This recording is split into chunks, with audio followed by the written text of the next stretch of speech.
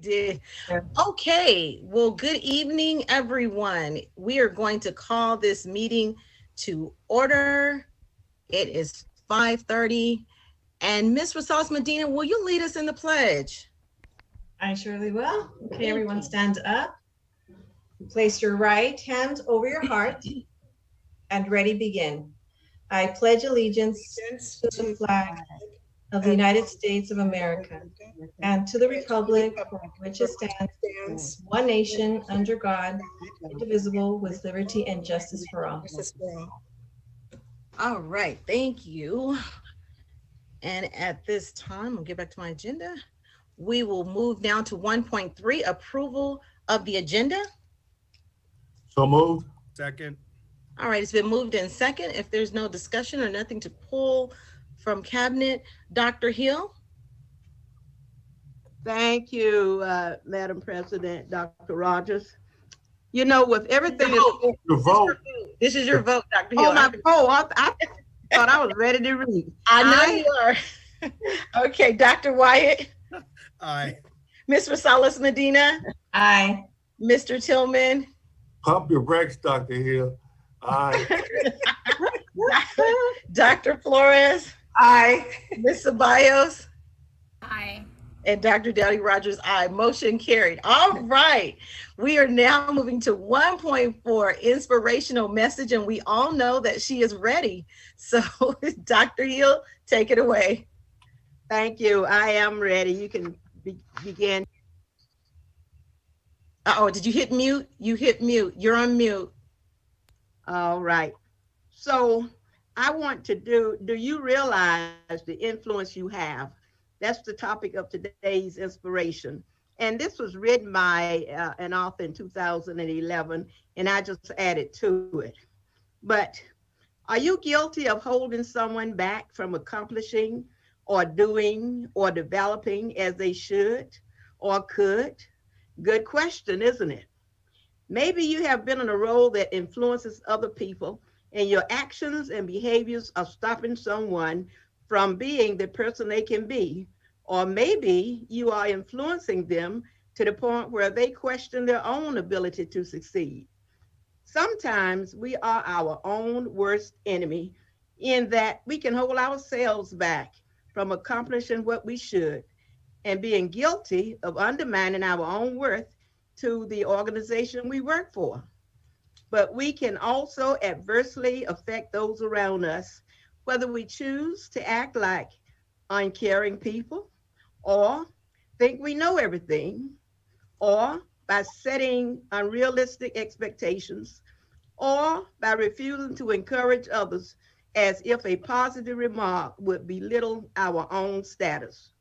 So my message to you tonight is for all stakeholders, including, and there are many, students, parents, and all other caregivers, neighbors, community leaders, bus drivers, custodians, cafeteria workers, maintenance personnel, aides, classroom assistants, all classified workers, teachers, all administrators and managers, cabinet members, superintendent, assistant superintendent, and all the people that I missed. And of course, 7 school board members. It may be a wise notion that we all look in the mirror from time to time to see what we are really like. Never let it be said that any of us will allow ourselves to be the one who prevented hope from happening. Thank you. Thank you, Dr. Hill, for that inspiration. And we will now move to 2.1. I believe we do have comments. Mrs. Cunningham, do we have comments? Yes, we do, President Okay, Rogers. thank you so much. And then Dr. White, if you would get prepared to read 2.1, recognition of LGBTQIA plus Pride Month. Thank you. We are ready for our comments. Okay, I'll call the first one. It is Kathleen Brennan. If you're available, please unmute.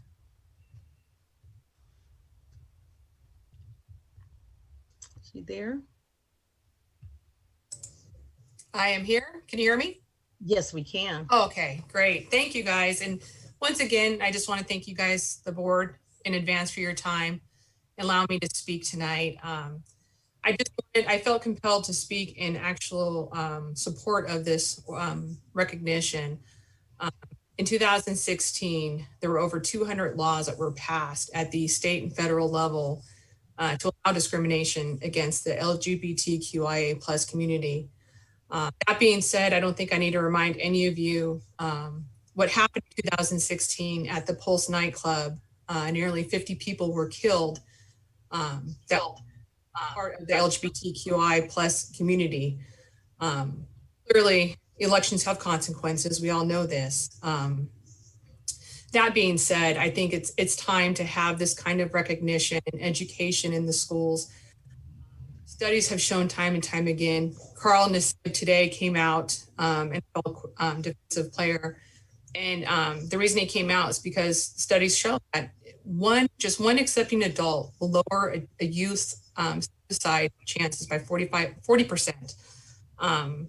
I think that this is an appropriate place to have that discussion. I think it's important to show these kids that they are accepted, that they are valued, and they can be safe at school.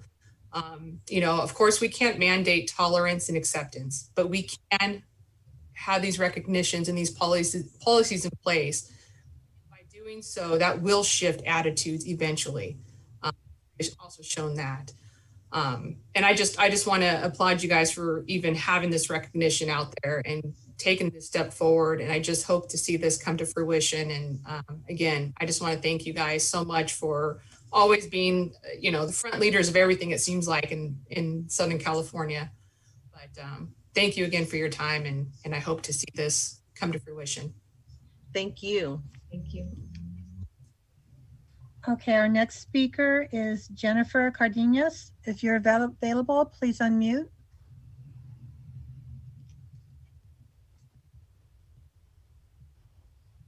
Jennifer, are you on the line?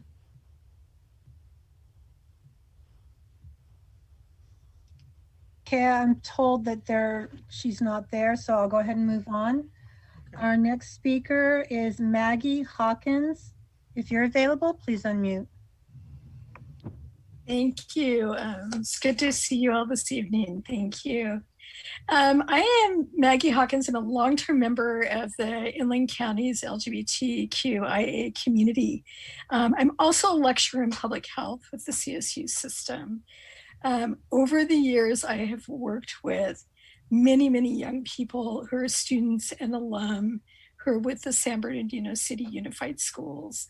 I have had a long-term association with Rainbow Pride Youth Alliance, and for a short period, several years ago, was director. And so I directly dealt with schools and families in that capacity on issues around supporting LGBTQIA students.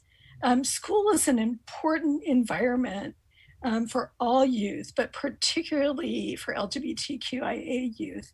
It can be a source of great terror in their lives, and it can also be a source of great support. Again, I've seen many teachers and school clubs and activities often that were essential sources of not only safety, but critical life-saving resources and community for our young people. So I thank the board, and I especially thank board member, Medina, for publicly acknowledging the school district's role in supporting the lives of our young people and their families, because many times their families may not come to talk to you, and they're there, and they're part of the district, and it's good that they're acknowledged. And thank you for this Pride Month recognition. I really appreciate it. Thank you. Thank you. Mr. Tillman, did you have a clarifying on the comment, the person that spoke before or the person that just spoke? No, I just wanted to make a statement before we read the resolution. Oh, okay, gotcha. Okay, Mrs. Cunningham, go ahead. Okay, our next speaker is Reverend Benita Ramsey. If you're available, please unmute.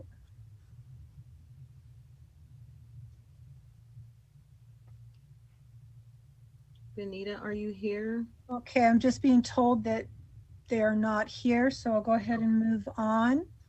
Okay. The next one is Javier Hernandez. If you're available, please unmute. Okay, they're not here either. I'll go ahead and go. Angie Valderas, if you're available. Yes. Hello, can you hear me? Yes, we can. All right. I have my camera off because I'm a little shy. No, just kidding. My camera's broken. Good evening, San Bernardino board members. What a great day it is. I want to start off by thank you for this Pride Proclamation and doing the right thing in order to keep all our children safe. My name is Angie Valderas. I'm a community organizer and an alumni of Cajon High School. So Proclamation Day presented today, thank you. This is not only a step towards equality, equity, and inclusion for all our children, but a statement in San Bernardino schools that we practice love here, not hate. And though there's a lot of work to be done, thank you for doing what's right for the sake of our children's safety. I can't help but get emotional because when I was going through the school system here in San Bernardino, there was no GSA. There was none of this. So a lot of us had to live double lives. And school was our only safe haven, where sometimes this is the only place youth and even staff members could be themselves. So this is how important it is, because some people can't live their true selves at home because it could be life and death for some folks. So I want to thank y'all for the step in the right direction. But like I always say, let's not talk about it, let's be about it. There's still a lot of work to be done and things to do, but with love, listening, respect, and learning from each other, we will get through this. We will do this and create a safe community for all. I'd like to take the time also to thank board members who have stood by the LGBT community, not just during Pride Month when it's the thing to do, but all the time. And thanks to all the board members and staff for making sure that no matter what your belief is, that the child comes first. And I thank you. We're going to continue the work, and I'm here. Any resources, I'm a longtime organizer in the LGBTQ community and so forth. So let's continue to build a beautiful San Bernardino and a safe space for all of our children and our staff, our community, and let's keep thriving. Thank you. Thank you, Angie. Next up, Ms. Okay, next up is Amber Kirkpatrick. Are you available?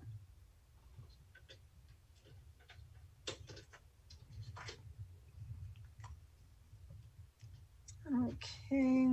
Hello, everybody. Sorry, I was trying to unmute and for some reason it wasn't allowing me. My name is Rocio. I'm an organizer with ICUC, but actually Amber was not able to be on for the live comment, but they did ask me if I could read the comment, public comment that they wrote. So I'm gonna go ahead and do that. My name is Amber Kirkpatrick. My pronouns are she, her, and they, them. I just recently graduated from Cajon High School, and I am part of ICUC and the Inland Empire Prism Collective. I am advocating for the safety of students within SBCUSD and for everyone within our schools. LGBTQ students should be allowed to be whoever they are and just be accepted for it. This is important to me because when I was a freshman, I had teachers that were apprehensive about the LGBTQ community. There should be more diverse representation at all levels of our education, as well as within the school board, such as board member Abigail Medina, who does a great job at advocating for us as LGBTQ students. My experience within the school district is that there is inconsistency when it comes to the way teachers treat LGBTQ issues. Some teachers completely refuse to acknowledge us. I want to make sure that everyone within the school district feels safe in their own schools, that they feel included in events, sports, etc. It is important that non-binary students feel comfortable as they navigate their identities on campus and that they have the support and representation they deserve. Thank you. Thank you, Lucille. Okay, our next speaker is Scarlett Juarez. Scarlett, if you're available. Hello, can everyone hear me? Yes, we can. Okay, so hi, my name is Scarlett Juarez. I just graduated from Cajon High School, and I'm a youth leader with ICUC and Inland Empire Prison Collective. During my time at Cajon, I was co-president of the GSA Club on my school campus. That means that for years, I was helping co-lead the only truly safe space that exists for LGBTQ students at the school. It is necessary for the school district to pass a resolution in support of LGBTQ students and our identities because it is important for us to feel safe while navigating our education. For some of the experiences my peers have shared with me during my times as GSA president, there are teachers and school admin who aren't supportive of our LGBTQ identities and actively make us feel unsafe. Passing a resolution is the first step in making sure LGBTQ students know we're supported within the district. It is the bare minimum of what the school district should do to make sure we are supported as students.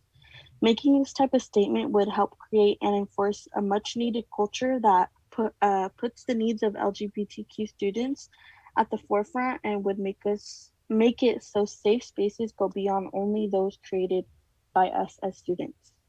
Thank you. Thank you. Okay, our next speaker is Leonardo Peñalosa. If you're available, please unmute. Hello. Hi, my name is Leonardo. I use pronouns he, him, his, and I am an incoming junior at San Bernardino High School, as well as a leader with ICUC and IE Prison Collective. And I believe that passing a Pride resolution is essential because creating policies and initiatives that encourage LGBTQIA+ education and awareness is important. This can help minimize incidents of the LGBTQIA people being embraced and bullied, as well as promote an atmosphere where students can feel safe, embracing and expressing their sexual orientation and gender identity.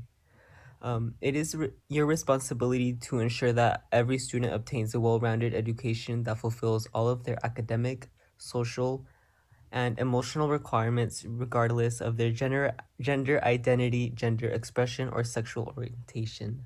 Thank you. Okay, our next speaker is Sabrina Arevalo. Saying that right? If you're available. Can you hear me?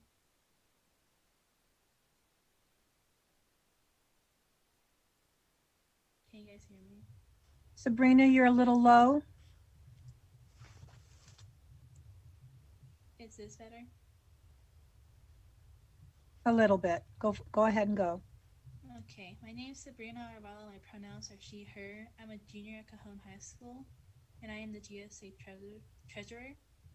The Pride resolution is important to me because when I came out, I lost basically half my family and my dad. And when I went to school, it helped me a lot because I had people there to support me. And if I knew more people supported me at the school, that made me feel more happy. And knowing that more LGBTQIA students would get help at school, be able to talk to their counselors and principals, knowing that they won't get discriminated by or be called over dramatic or doing it for attention.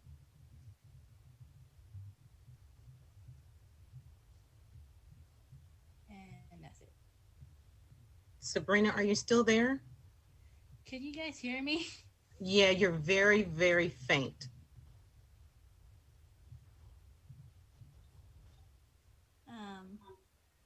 Did you hear everything I said though? Just a little bit. We did hear a little bit of the beginning. I heard everything. I turned my speakers up. Okay, I turned mine up. I still couldn't hear it. That's what I was doing. I was able to hear as well. Did you? Okay. Okay. Did she finish? She finished, yes. Okay. Thank you, Sabrina. Okay, our next speaker is Lupe Dolan, if you're available. Good afternoon. My name is Lupe Dolan. My pronouns are she, her, and I'm an incoming junior at Pacific High School, as well as a youth leader with ICUC and Inland Empire Prism Collective. I am here in support of the Pride Resolution for LGBTQ students in recognizing June as Pride Month. LGBTQ students are my classmates, friends, and people I interact with every day, and they deserve respect and support in school and beyond. It's important to support and respect everyone's identities, especially in schools where we want to feel safe and accepted, so everyone has a chance to thrive and grow in their schools and become their best selves so they can create the future they want. As an ally to my LGBTQ peers, I believe that the school district has a responsibility to uplift LGBTQ education and create avenues where we learn about these identities as students, teachers, and admin. Unfortunately, it is a reality that my LGBTQ peers experience discrimination on school campuses. For the safety of all students, the school district leadership should put their morals into action by making sure that everyone within all schools is receiving LGBTQ learning that would help make students feel safe. Thank you. Thank you. Okay, our next speaker is Kaylani Rodriguez. If you're available, please unmute.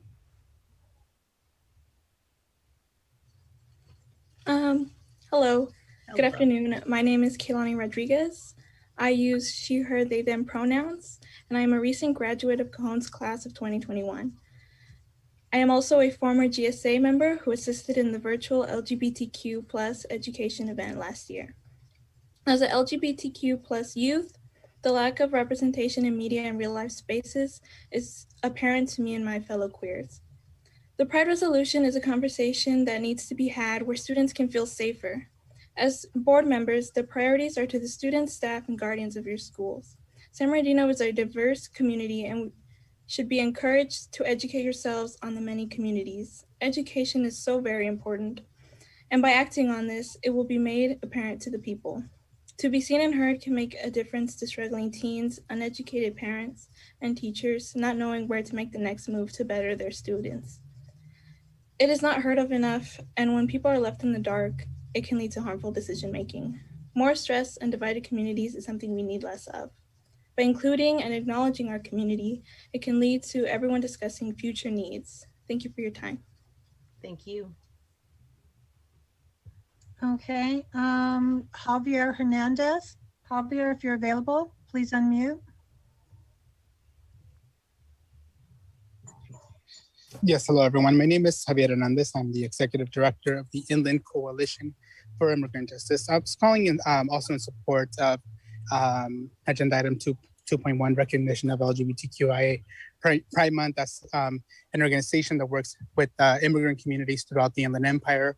We also understand the intersections and intersectionalities of the multiple identities of the communities that we work for and who we are as people, right? So as an immigrant, as a queer immigrant, this is something that I support, and our coalition of over 50 organizations based in the Inland Empire are also standing proud to support this agenda item. Thank you for your leadership on this, and we look forward to working with you all again in the future. Thank you. Okay, our next speaker is Zariah Smith. If you're available, please unmute. Hello, my name is Zariah Smith. I use she, her pronouns, and I'm a leader with ICUC and Inland Empire Prison Collective. I'm here today advocating for SB CSUSD to pass a Pride Resolution in support of LGBTQ students throughout the district. I believe this is very important because students everywhere deserve to feel safe on their school campuses, and a Pride Resolution that acknowledges the struggles that LGBT students face on a daily basis is the bare minimum of what the school district should be doing for our vulnerable student population. As a school board, you have a responsibility to implement solutions and programs that benefit students struggling on your school campuses. LGBTQ students are rarely given a voice, and their experience and concerns don't often make it past their immediate support networks. This is harmful for LGBTQ students everywhere, and it is your responsibility to make sure the culture changes. Thank you. Thank you. Okay, our next speaker is Luna, if you're available. Hello, everyone. I'm Louis Luna. I go by he, him pronouns, and I'm a senior at Cajon High School now, and I'm going into my 4th year being the president of the GSA there. Before I start any of my comments, I'd want to say my true appreciation to the school board for making a motion like this. It really shows your support for the queer community and shows that times are evolving and we're moving forward, especially in these unprecedented and historical times that we've never predicted. But now going into my statement. As a queer student in San Bernardino, my relationship with schools have always been very rocky. Whether it was the bullying in elementary or middle school that often made me believe that other students knew I was gay before I did myself, or it was high school when I found a place that I was accepted, loved in by some students, but also pushed away and called slurs by others. In middle school, I'd often find myself scared to go to PE because I knew I would hear a slur or hear someone tell me that I wasn't right to be alive or I wasn't right to be here. And when it came to high school, it was teachers like Miss Corona's Spanish class, I'm a freshman NYP Spanish class at Cajon High School, who made me feel loved and accepted no matter how many mistakes I made on the test or how many days I was absent. She always made me feel welcome, and it's teachers like that that I really appreciate. But on the other hand, there were also instances where I felt neglected by other students or put off by other teachers because I didn't feel welcomed and I didn't feel like I mattered because of the sentiments I was receiving from them. So just to hear a motion like this that states clear support for the queer community is amazing for me. And I highly, highly appreciate it again. And when it comes to school, oh, I'm so sorry, just one more thing. And when it comes to school is often a safe haven for many queer students, whether it's those like myself who lost some family during coming out periods, or it's those who may come from abusive homes, or even those who may not have a home. School can be the safe haven for all students, no matter who they are, and it should be that way. And once this motion is passed, I definitely can see that more queer students will feel more comfortable as they see the school district is on their side. Thank you. Thank you. Okay, our next speaker is Cal Cortez. If you're available, please unmute. Hello, can you hear me? Yes, I can. Hello and good evening to everyone here. My name is Cal and I go by they, them pronouns. I'm currently enrolled at Middle College High School, but during my freshman year, I attended Cajon. At Cajon, I was a part of the GSA and presented at their district-wide LGBTQ event where we discussed queer education. I am also a youth leader with ICUC and the Inland Empire Prison Collective. Identifying as a part of the LGBTQ community is something that I have never doubted, but those around me have. There has been constant questioning about if we as individuals even exist, and hearing people discuss our community as if it's something that can be brushed off is very damaging. A pride resolution that lets us feel that we are acknowledged and seen as real people would be helpful to all the students that do not feel welcomed or comfortable in their own classrooms. One might think it does not matter and that school is not about discussing sexualities, but this ideology becomes harmful when students are subject to bullying and homophobic comments from other students. Having teachers that are comfortable with the LGBTQ community and having a school district that lets queer youth know they are respected is something we want for every child. The discussions surrounding LGBTQ should not be considered taboo. Adults heavily influence the children around them, and with discussions about the queer communities, teachers can play a huge part in helping students develop an accepting mindset. There is no reason not to respect any other human because of their identity. Thank you for listening and allowing us a space to share our thoughts. Thank you. Okay, our next speaker is Erica Ruiz. If you're available, please unmute. Hi, actually, so I do LGBTQ youth organizing with ICUC and Inland Empire Prison Collective, but we have one youth that we weren't able to get on the list. And so I'm wondering if we could pass it to Reina, who worked really hard on their testimony. Oh, Hi everyone, my name is Reina Thing. My pronouns are she, they. I'm a junior at Cajon High School where I've been attending the GSA Club. I think it's important to pass a pride resolution because our school are small communities that prepare us for the larger world, and there should be a culture of respecting LGBTQ students by creating opportunities for learning about our identities and pronouns. Our schools should celebrate diversity, which means that LGBTQ students should be uplifted as part of that diversity. As a student, I wish that I had had access to information and support around LGBTQ identities at a younger age because it would have helped me as I was figuring out my sexuality. I know what it's like to struggle because of the lack of recognition that LGBTQ students get at school. Having a designated Pride Month would help uplift the resources and communities that already exist within the school district. I mean, it's common sense that LGBTQ students should be respected in our identities. Passing a pride resolution would be beneficial for our mental and emotional health because it would help us feel more comfortable and safe being ourselves at school, where we spend most of our time learning and trying to build community with each other. That's it. Thank you so much for your time. Thank you. Erica, did you need to make a comment too?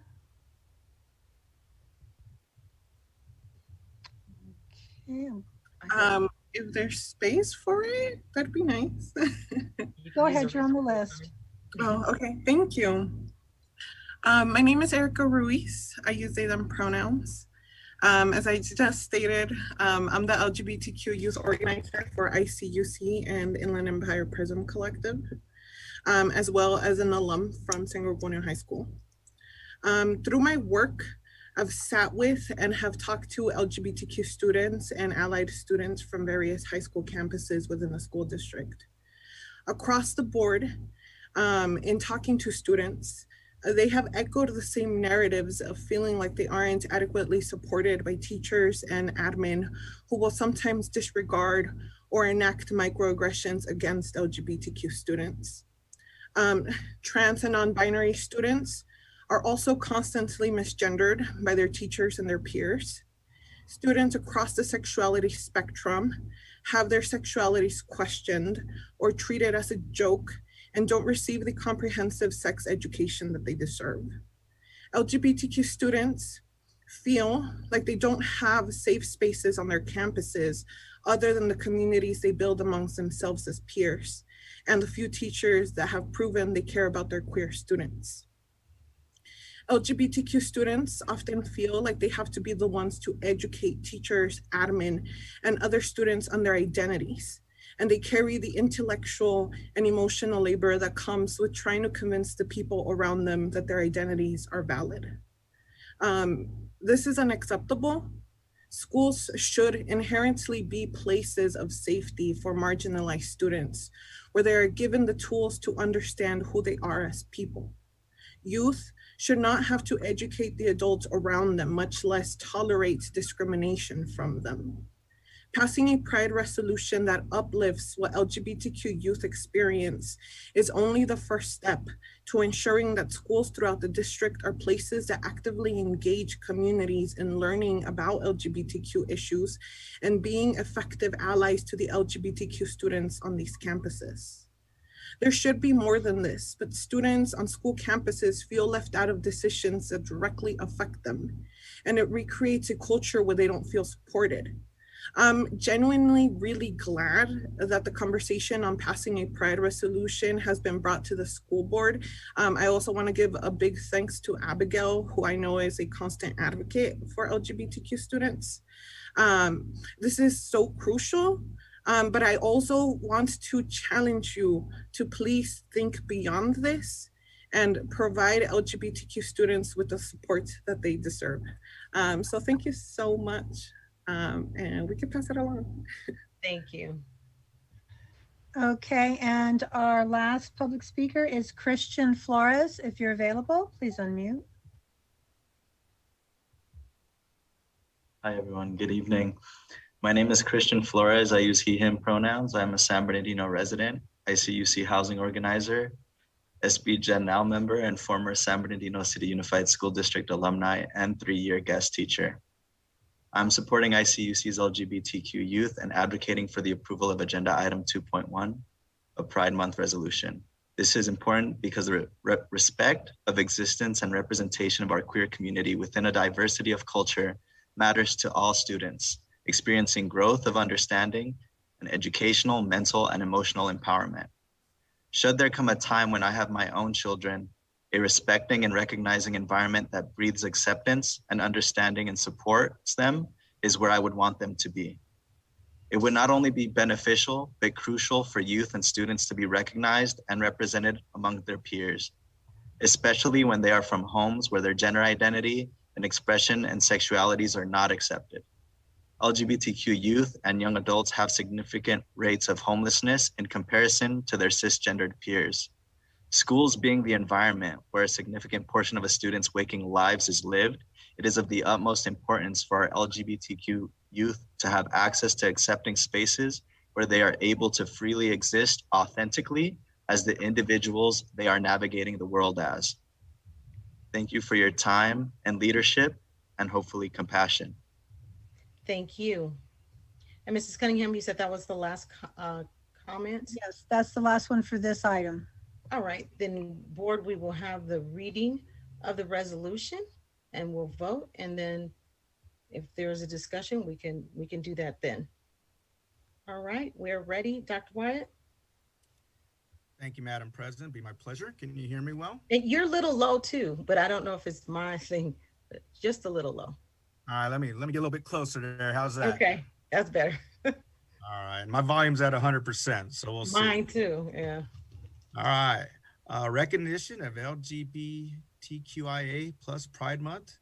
Whereas lesbian, gay, bisexual, transgender, queer/questioning, intersex, asexual, and other youth and adults who are exploring or expressing their sexual orientation and gender identity have the same right to attend school in a safe environment, free of harassment, bullying, and discrimination. And whereas the LGBTQIA plus youth are more likely to experience mental health issues, to drop out of school, and to attempt suicide than their non-LGBTQIA plus peers. And whereas policies and programs that promote education and awareness of LGBTQIA plus issues can reduce incidents of harassment and bullying of LGBTQIA plus individuals and create an environment where every student can feel comfortable embracing and expressing their sexual orientation and gender identity. And whereas the San Marino City Unified School District is committed to ensuring that every student, regardless of their gender identity, gender expression, sexual orientation, or biological sex characteristics, receives a well-rounded education that meets all of their academic, social, and emotional needs. And whereas the LGBTQIA plus community has identified June as a time to come together in celebration of their diversity, inclusion, and impact within the greater world community and within the LGBTQIA plus community. Therefore, be it resolved that the Board of Education of the San Marino City Unified School District joins others around the state and nation in recognizing June 2021 as LGBTQIA plus Pride Month and encourages district teachers to promote learning activities that encourage students to reflect on the many notable contributions that LGBTQIA plus individuals have made to California and the United States. So move. Second. All right, it's been moved and second. Is there a discussion? And I can go in the order, go back to, I think Mr. Tillman, you have a comment, and then Ms. Rosales Medina, and then Dr. Flores. Yeah, first I wanted to thank Dr. Flores and Ms. Medina for leading this charge to have this resolution. I don't know if it was the beginning of it, but I know we were at a graduation and Dr. Flores showed a flag of a presentation, an Instagram picture from Riverside Unified School District.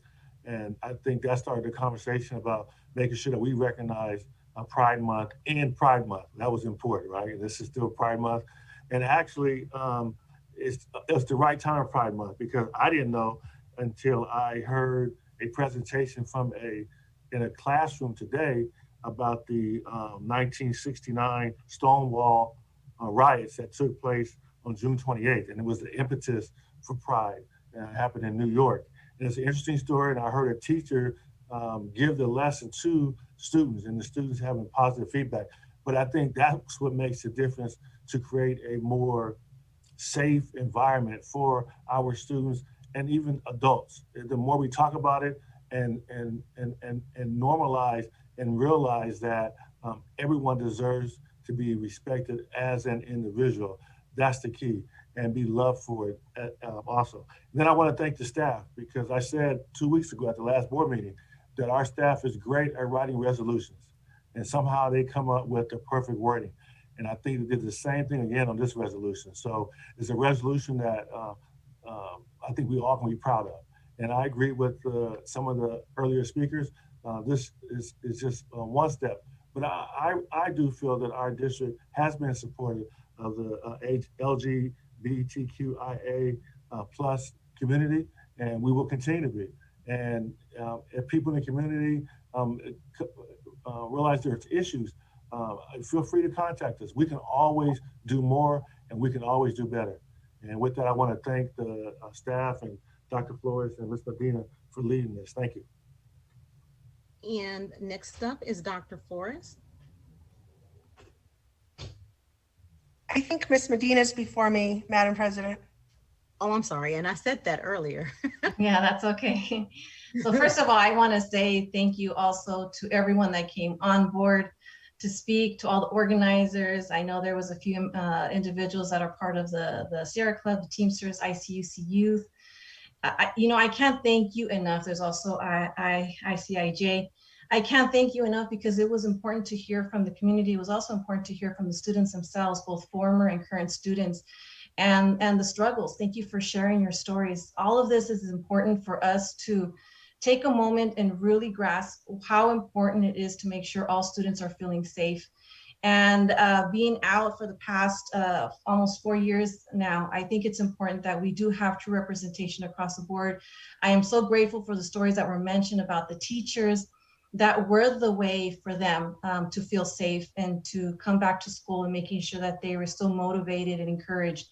While we still have environments where students are becoming homeless because their parents are kicking them out the moment that they say that they're out.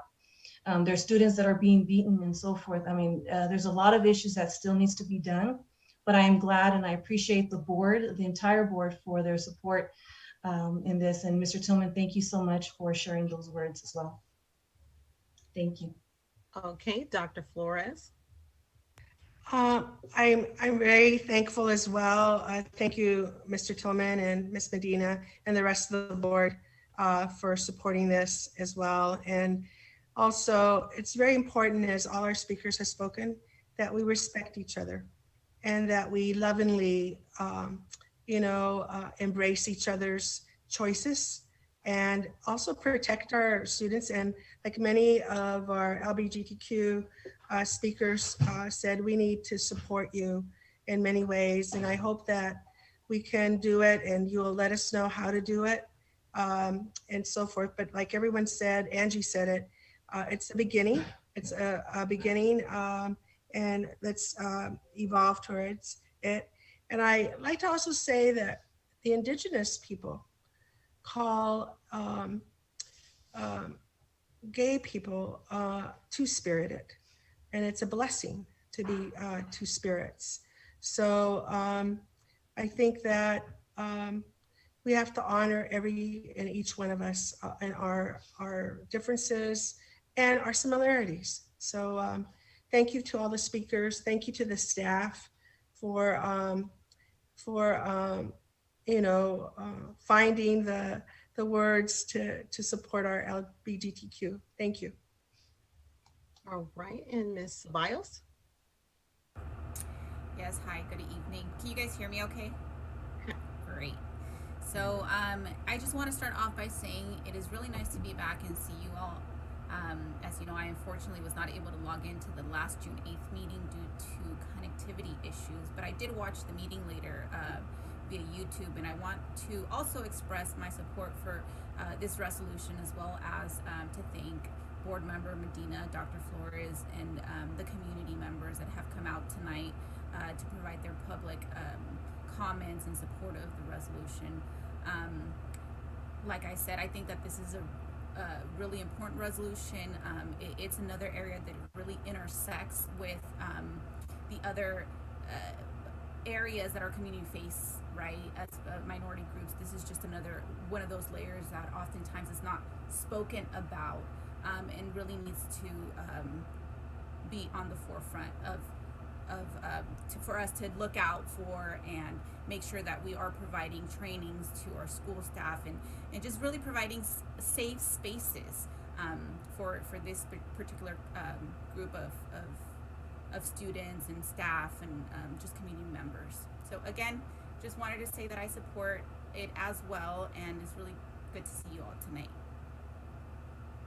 Thank you. So I'm double checking the chat. All right, thank you again, board members, for your comments, and definitely we want to certainly thank all of our students and community that came out. Many of you all I know and have been in meetings with, and also encouraged you to join our subcommittee, our LGBTQ subcommittee for the county. So good to see you all. And without any further discussion, I'm going to go ahead and take the vote. Dr. Hill? Aye. Dr. Wyatt?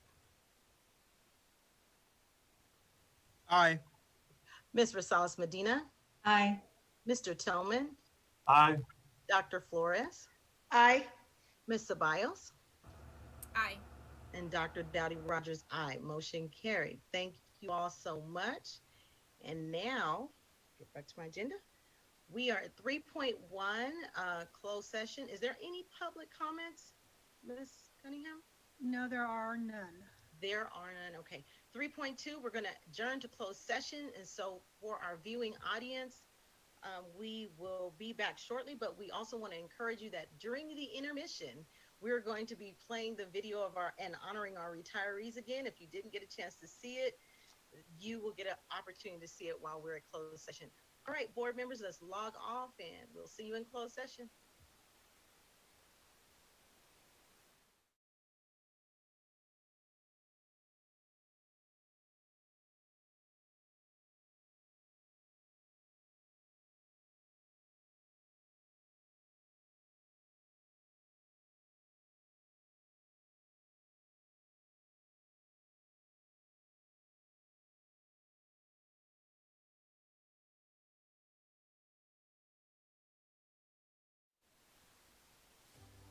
Good afternoon and welcome to our annual awards program.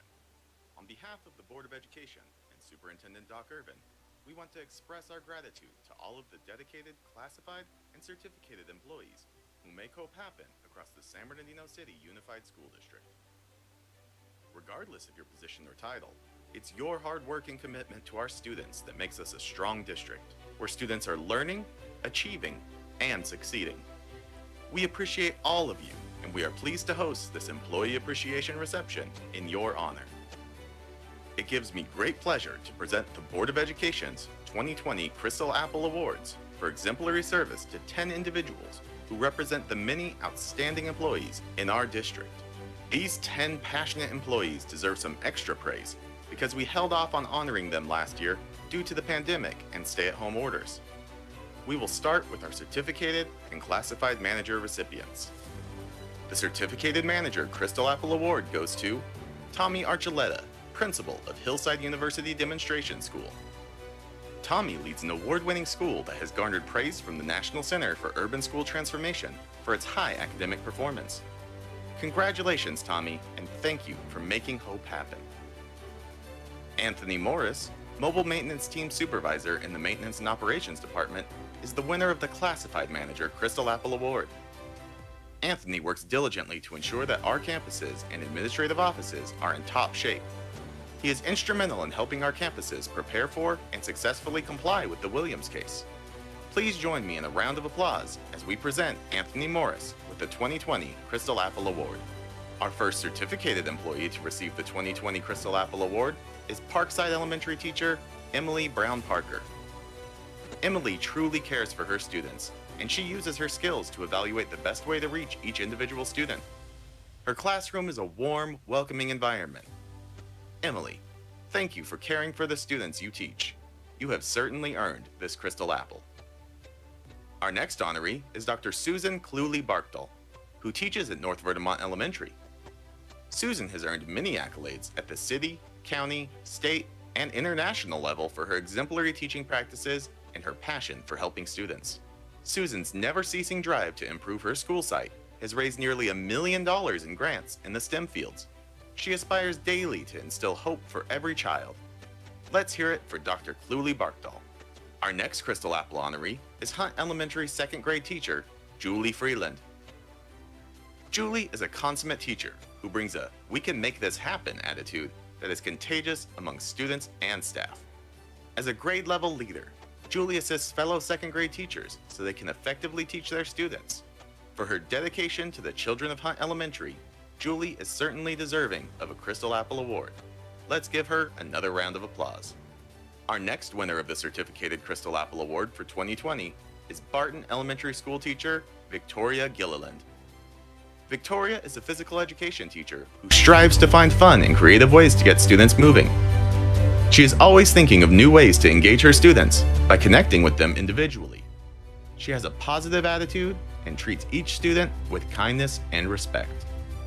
Victoria, your positive passion has earned you a Crystal Apple Award. Let's give our certificated Crystal Apple winners a final round of applause. Now, it's time to honor the dedicated classified employees who are recipients of the 2020 Crystal Apple Award. The first classified Crystal Apple winner is Amanda Johnson. Amanda is an instructional tutor for special education students at Ramona Alessandro Elementary School. Amanda intentionally spends time with each of our students so she can genuinely hear their stories and understand their motivations, and to address their needs individually in order to guide them to greater success. Amanda, thank you for caring, and congratulations on your Crystal Apple Award. The next Crystal Apple goes to Library Assistant Peggy A. Messner from Salinas Creative Arts Elementary School.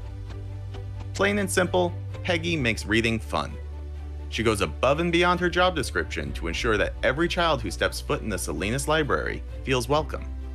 She creates a rich environment that has made the library a favorite place among students and staff.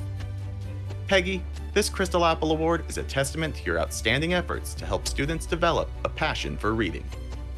Rosalva Rodriguez, Bilingual Office Assistant and Health Aide, is our next Crystal Apple winner. Rosalva works for the Health Services Department, where she plays a key role in ensuring that district students have all the state-required immunizations. She also trains and mentors new health aides to ensure they provide the best service to students. Rosalva has a friendly demeanor and a smile for everyone. We are proud to honor you with this Crystal Apple Award. Congratulations, Rosalva. The final classified Crystal Apple Award goes to M. Teresa Wilson, Human Resources Technician in the Employee Development Department. Teresa has exceptional skills, and her dedication to her work is truly inspiring. She's always ready to help, no matter who, no matter what, no matter when or where. You can hear Teresa smile on the phone when she speaks with people, even those who may be challenging to work with. Thank you, Teresa, for your calm, consistent, and supportive personality and work ethic. Your focus on results together has earned you a 2020 Crystal Apple Award. At this time, we will honor our 2020 crop of Golden Apple Award recipients, starting first with our managers. The Classified Manager Golden Apple Award goes to Director of Fiscal Services, Janet King. Janet has done a commendable job of managing the district's budget process through much uncertainty. She is the quintessential finance director, resourceful and knowledgeable about California's budget, skills that allow her to guide the district through good and not so good budget cycles. Janet, it's fitting that this Golden Apple Award goes to you, but please remember, not everything that glitters is gold. Congratulations, Janet. The Certificated Manager Golden Apple goes to Colleen Williams, Director of Student Wellness and Support Services. Since the state closure of schools due to the coronavirus, Colleen has played a vital role in ensuring that our district's 47,000 students had the social-emotional services they needed to cope with the drastic changes brought on by the pandemic and distance learning. Colleen keeps the best interests of all children at the forefront of her work. She was a key member of the team that helped the district maneuver through the pandemic, and she used that role to bring greater awareness to the need for medical and mental health services for students. Colleen, we are grateful to have someone as caring as you. You surely have earned this Golden Apple Award. Now, it is time to present the next Golden Apple Award to Program Specialist, Dr. Danielle Culbertson. Danielle works in the Elementary Instruction Department, where she goes above and beyond to help teachers and students. Her attitude is always pleasant, kind, cheerful, and she provides service with a smile every time. Every job assignment she completes is always done with pride and effort. She embodies a sense of purpose because she understands that it is vital that advanced learners receive the exceptional curriculum to help them excel not only in the classroom, but life.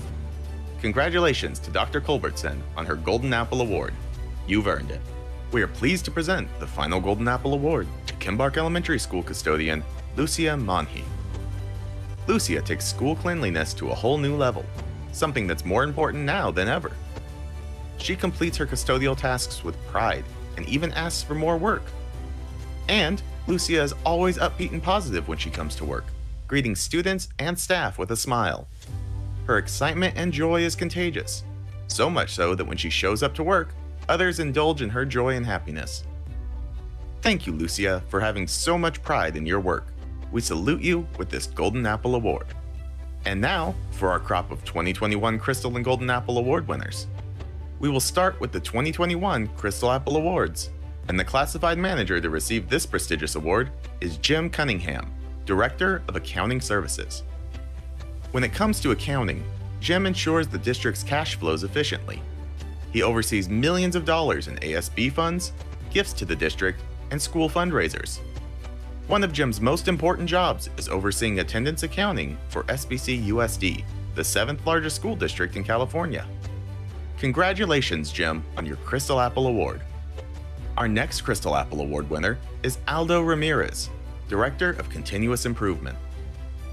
Aldo, a former school principal, took on added responsibility during the COVID-19 closure of schools.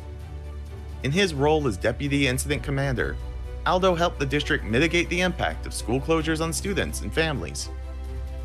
A skilled facilitator, Aldo used his leadership and consensus-building abilities to help the district weather the challenges of school closures. Aldo, thank you for your dedication to the district. We are stronger today because of you. And now, it's time to honor our first winner of the Certificated Crystal Apple Award. Emerton Elementary teacher Sandy Anderson is first up. Sandy is being honored with a Crystal Apple because of her true commitment to do whatever it takes to help students. She tutors students before and after school and leads several campus clubs, including the Coding Club, Lego Club, and Video Club. Helping her colleagues is always Sandy's passion.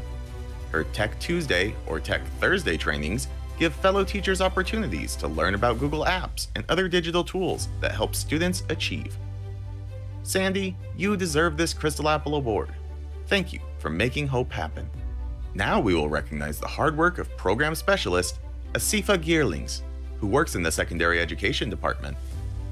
Asifa has shown a degree of professionalism and transparency that is unmatched. She continues to show professionalism through each professional development that she facilitates at the site and district level. By taking the time to research and ensure she is knowledgeable about the topics she presents, each teacher walks away with applicable strategies and practices for immediate classroom implementation. She is a trustworthy colleague and professional. Her love for teachers and students is palpable.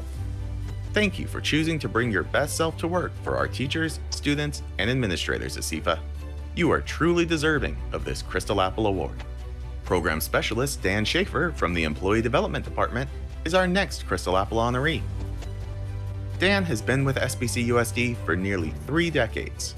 For the last 15 years, Dan has provided support in the form of mentorship to new, mild-moderate, and moderate-severe special education teachers in the Teacher Induction Program. He has significantly contributed to the improvement of the district's Teacher Induction Program, especially for special education teachers and the students they instruct. Dan focuses on results together by not only contributing to his department, but by contributing to other departments in the district. Dan, you are an exceptional teacher and you deserve recognition for your hard work and dedication. Congratulations on your Crystal Apple. Our fourth and final Certificated Crystal Apple Award winner is San Gorgonio High teacher Ty Stockham, who teaches AP Calculus and Trigonometry. Every year, many of his students earn college credit by passing AP exams. Ty can take a student who does not understand a problem, discover their thought process, find where they went wrong, and have them do it again correctly in 10 minutes or less. Every student who goes in for help walks out of Ty's classroom knowing how to do math work correctly. He finds time to serve as the Sanji Math Department Chair and consistently gives his time to help students and other teachers be their best. Ty, this crystal apple symbolizes the amazing teacher you are. Thank you and congratulations. Now, it's the perfect time to recognize our classified Crystal Apple recipients, starting with Mount Vernon Elementary School Bilingual Secretary 2, Alda Casas. Alda is always willing to go above and beyond to help both school staff and students. She always answers her phone to help, even after hours. Alda maintains a patient, calm, supportive attitude no matter the situation. Serving others with excellent customer service is second nature to her. She is well informed about district policies, past and current, and attends many training sessions to keep Mount Vernon staff well informed and up to date. She takes time to get to know students and parents and their individual needs in order to provide the best service possible. Alda, we are grateful for clerical staff like you. Congratulations on your Crystal Apple Award. Our next honoree is Roxana Cota, and she is an instructional tutor for special education students at the Royal Valley High School. During class periods, Roxana moves about the classroom, helping students in discreet ways that does not make them feel singled out. She does this by helping everyone who asks. She has a great student-teacher relationship with her students, some of whom call her mom because she looks after them and gives them help, but at the same time holds them to a high standard and expects them to work hard and try their best. Thank you, Roxana, for making hope happen for the students of AVHS. This award is a tribute to your dedication. Now we are recognizing the hard work and dedication of a gentleman who takes pride in keeping Lincoln Elementary School clean, so students have a nurturing environment that is conducive to learning. Custodian Jose Gonzalez can always be counted on to work with a smile and caring demeanor. Whenever the staff needs anything, Jose is always there to help with a positive attitude that can brighten up the day. When teachers or staff members ask him for help, Jose is always willing to help with a smile on his face. Not only is he excellent at completing job assignments, Jose always goes above and beyond his custodial duties. Congratulations, Jose, on your Crystal Apple Award. Next up is instructional tutor Claudia Popa, who works with special education students at George Brown Elementary. As an instructional tutor, Claudia worked diligently to ensure her students were connected to their classes, something that was especially important during distance learning. She believes in enlisting parents to be part of the academic team and communicates with families regularly to update them on the progress of their children. Claudia always displays a genuine interest in the progress of her students. Her dedication to the students and staff at Brown Elementary is second to none. Claudia is tireless in her efforts to visit students at home, volunteer for extra duties, and make school events great. We honor Claudia's dedication with this Crystal Apple Award. It is now time to honor our 4 Golden Apple Award recipients, starting with our managers. First up is Director of Family Engagement, Beatriz Barajas Gonzalez. A former elementary principal, Beatrice knows the importance of enlisting parents and families in the educational process. That became even more important during the pandemic, when parents found their neighborhood schools closed. Beatrice quickly mobilized her staff to support the various needs of families, from providing workshops to help them learn about Google Meet and Zoom, to supporting the needs of schools in the district. Beatrice always advocates for the removal of barriers that may keep families from getting involved in the education of their children. Beatrice, thank you for playing a key role in keeping families connected to SBC USD during this challenging time. We are honored to present you with this Golden Apple Award. Next up is the man who spent 15 months managing the district's response to the coronavirus. When schools were forced to close in March of 2020, Safety and Emergency Manager Eric Vatier sprang into action, becoming the district's incident commander and overseeing a team of about 24 SBC USD managers who helped in various roles. Under Eric's leadership, the incident management team coordinated the distribution of millions of meals to students and electronic devices that allowed thousands of students to access distance learning. Eric, we could go on and on about your contributions, but we would be here for a while. Please accept this Golden Apple Award as a token of our appreciation. Now we will honor our classified Golden Apple winner, Bilingual Secretary 3, Patricia Aguilera from Arrowview Middle School. Patricia is giving, happy, calm, welcoming, kind, and downright inspirational. She's often referred to as the engine of Arrowview Middle School. Always early to school, Patricia has the biggest smile to share with everyone, including administrators, teachers, staff, parents, and students. She keeps school administrators abreast of all vital information and situations, contributing to the betterment of Arrowview, its students, and the district. On a daily basis, regardless of the task that she's working on, Patricia always has time to help teachers. She serves with a sense of purpose, professionalism, and a commitment to excellence. Thank you, Patricia. You are a worthy recipient of this Golden Apple Award. And now for our final Golden Apple winner, Warm Springs Elementary teacher, Marguerite Nicholson. When it comes to establishing trust with students, Marguerite holds herself and her students accountable to class protocols during Zoom sessions. She always takes time to explain the why of a routine, and that results in equity for all students. She holds herself to the highest standards of professionalism, using her own money and time to deliver high-quality learning experiences for her students. Marguerite has written grants for the Odyssey of the Mind program and implemented it at Warm Springs for years. Her mission is that all her students demonstrate avid principles that will result in a lifetime of academic success. Her positive passion for learning and enhancing students' learning are seen in the activities, movement, songs, and questions she applies to her teaching. Thank you, Marguerite, for making hope happen. We honor you with this Golden Apple Award.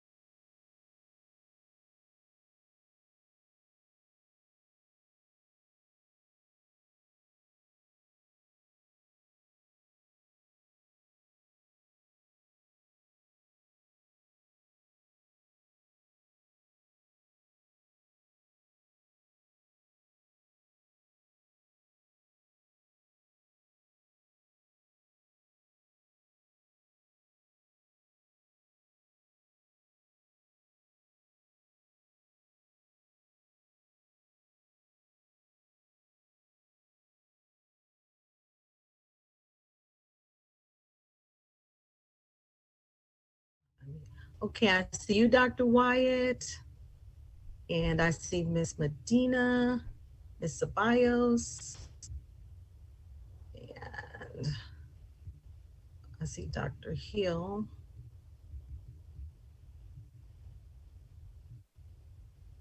Is Dr. Flores in? Do we see Dr. Flores?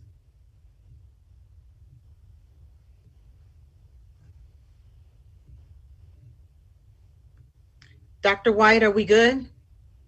Is all in? I didn't see Dr. Flores and Dr. Hill. I saw Dr. Hill. I didn't see Mr. Tillman. You're on mute, but I think. I'm sorry, Madam President. Give me 1 second. I'm bringing everybody in. Okay, gotcha. Okay. I see. Okay, I see. Let's see. Flores and Mr. All right, looks like Mr. Tillman just came in. Mr. Tillman is in? Okay. All right, thank you all so much for your patience. And at this time, I will now go back to our agenda. And we are now at 4.1, middle school vice principal. Be it resolved that the Board of Education approve the appointment of the following employee: Harold Olivo, middle school vice principal, Dr. Martin Luther King Jr. Middle School, effective date, work year, and salary to be determined. So moved. Second. It's been moved in second. If there's no discussion, we'll take the vote. Dr. Hill? Aye. Dr. Wyatt? Aye. Ms. Rosales Medina? Aye. Mr. Tillman? Aye. Dr. Flores? Aye. Ms. Ceballos? Aye. And Dr. Dowdy Rogers, aye. Motion carried. Thank you. 4.2, middle school vice principal, human resources. Oh, I'm sorry, and I did that out of order. So I'm going to go back to 4.1. My laptop skipped. Oh no, that was right. Sorry. Okay, 4.2, middle school vice principal. Be it resolved that the Board of Education approve the appointment of the following employee: Isel Reyna, middle school vice principal, Shandon Hills Middle School, effective date, work year, and salary to be determined. So moved. Second. It's been moved and second. If there's no discussion, we can go ahead and take the vote. Dr. Hill? Aye. Dr. Wyatt? Aye. Ms. Rosales Medina? Aye. Mr. Tillman? Aye. Dr. Flores? Aye. Ms. Ceballos? Aye. And Dr. Dowdy Rogers, aye. Motion carried. We are taking off 4.3 is being removed from the agenda, and we're now at a public hearing. Get into 5.1, initial contract proposal, reopener from the California School Employees Association 183. I am now opening the public hearing. Are there any comments? There's no comment for this item, Madam President. All right, I will go ahead and close the public hearing and entertain a motion. There's no vote on, there's no vote on this. It was We don't just a need to vote public on it? hearing. All right, we don't need to vote on this one. 5.2, memorandum of understanding, opening a virtual academy for the 2021-2022 school year between the San Bernardino City Unified School District and the San Bernardino Teachers Association. This one looks like a no vote as well, but are there any, I will open the public hearing, and are there any comments? Yes, there is. Ashley Beta-Sakala would like to make a comment. All right. Ashley, if you're there, please unmute.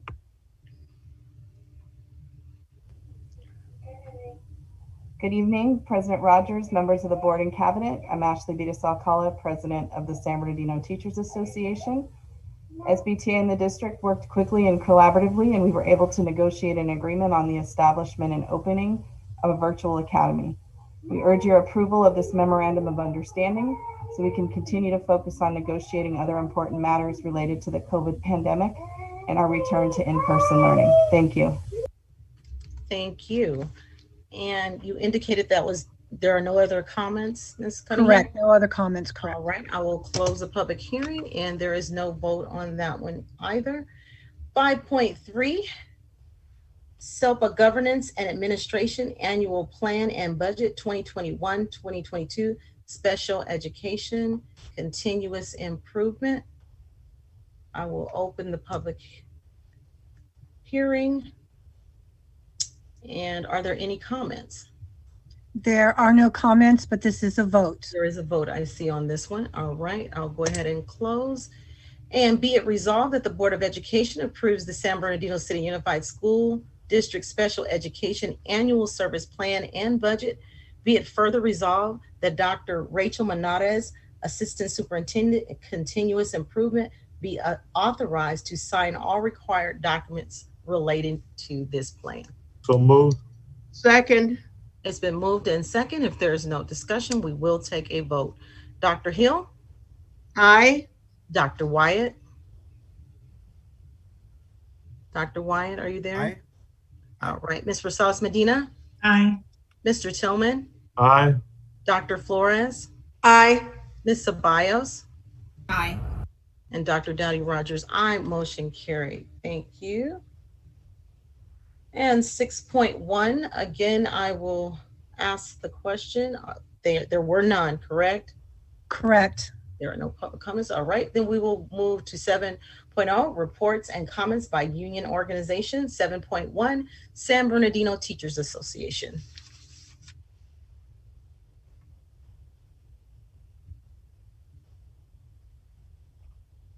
Is there, Ms. Yes. Okay. Good evening again, President Rogers, members of the board and cabinet. I'm Ashley Vita-Salcala, president of the San Bernardino Teachers Association. I'm speaking to you tonight on behalf of the 3,000 members of SBTA. I would like to also take a moment tonight to thank the board for their support of Pride Month and passing a resolution this evening. As you heard from our community earlier, letting our students and staff know that they are supported and welcome is crucial, and it just might actually save someone's life. So thank you for that. Summer school is well underway. This is now our third and final week for most of our sites. We also passed a milestone last week as the governor reopened California and the economy as we move towards our new normal. It still remains that we have to stay vigilant as this pandemic is not over. It is crucial that we continue to encourage our community to get vaccinated. The Delta variant is highly contagious and now makes up 20% of all new cases in the US. And we now know that those who are not vaccinated are highly vulnerable to this variant, including our youngest learners who still cannot access a vaccine. We are hopeful that will happen in the next few months. However, it still remains that we have to remain vigilant as the pandemic has not ended.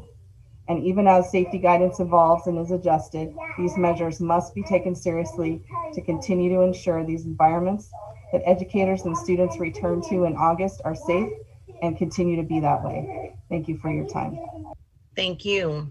7.2, California School Employee Association. Is there a representative? Yes, hi, how are you? My name is Mr. Donna Garcia. Can you hear me? Yes, we can. Oh, thank you. I just want to, first of all, give you a thank you for letting me speak today. My name is, good evening, President Rogers, board members and cabinet members. My name is Mr. Donna Garcia, and I'm here speaking on behalf of California Employee Association, Chapter 183. I would like to thank you for allowing me to be here to speak to the public. I would like to welcome our new superintendent, Mr. Doc Irvin. I haven't had the opportunity to welcome him. Welcome to our family for our SBCUSD district. You will love us, our family being part of our community. I am hoping you are able to join our virtual e-board meeting so we can have the honor to meet with you and you can meet our e-board members for CSA 183. I will check with your assistant to see when your calendar is available so you can meet with us.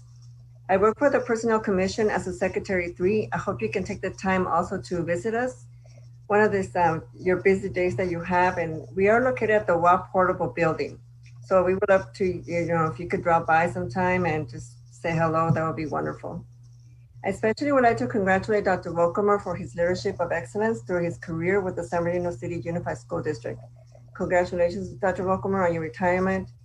He has been a great inspiring leader to our community, classified employees, and certificated employees. It has been an honor to work under his leadership.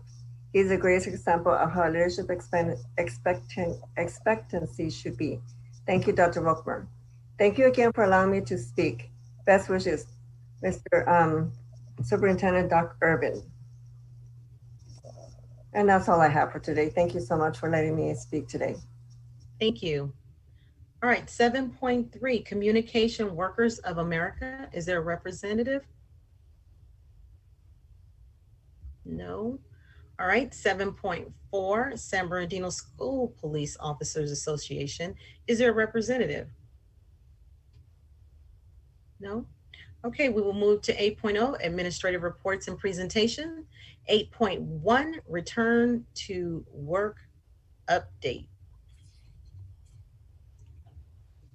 Good evening, Dr. Rogers, Board President Rogers, Dr. White, Board, Community, Cabinet, those watching from home, glad to be here tonight.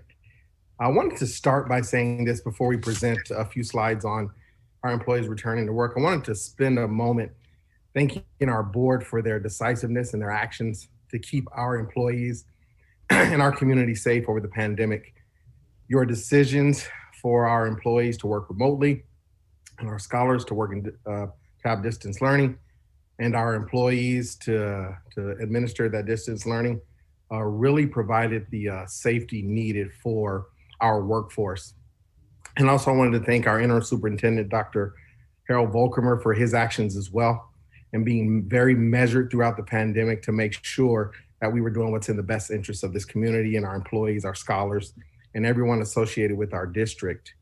And board, I wanted to assure you that over time, since we've begun under your direction to bring back our employees, beginning on May 10th, with the rotational schedule, our managers and classified staff, we have done a great job adhering to our safety protocols, our mitigation strategies. Hats off to our managers, our classified employees, and those voluntarily reporting to offices and district sites.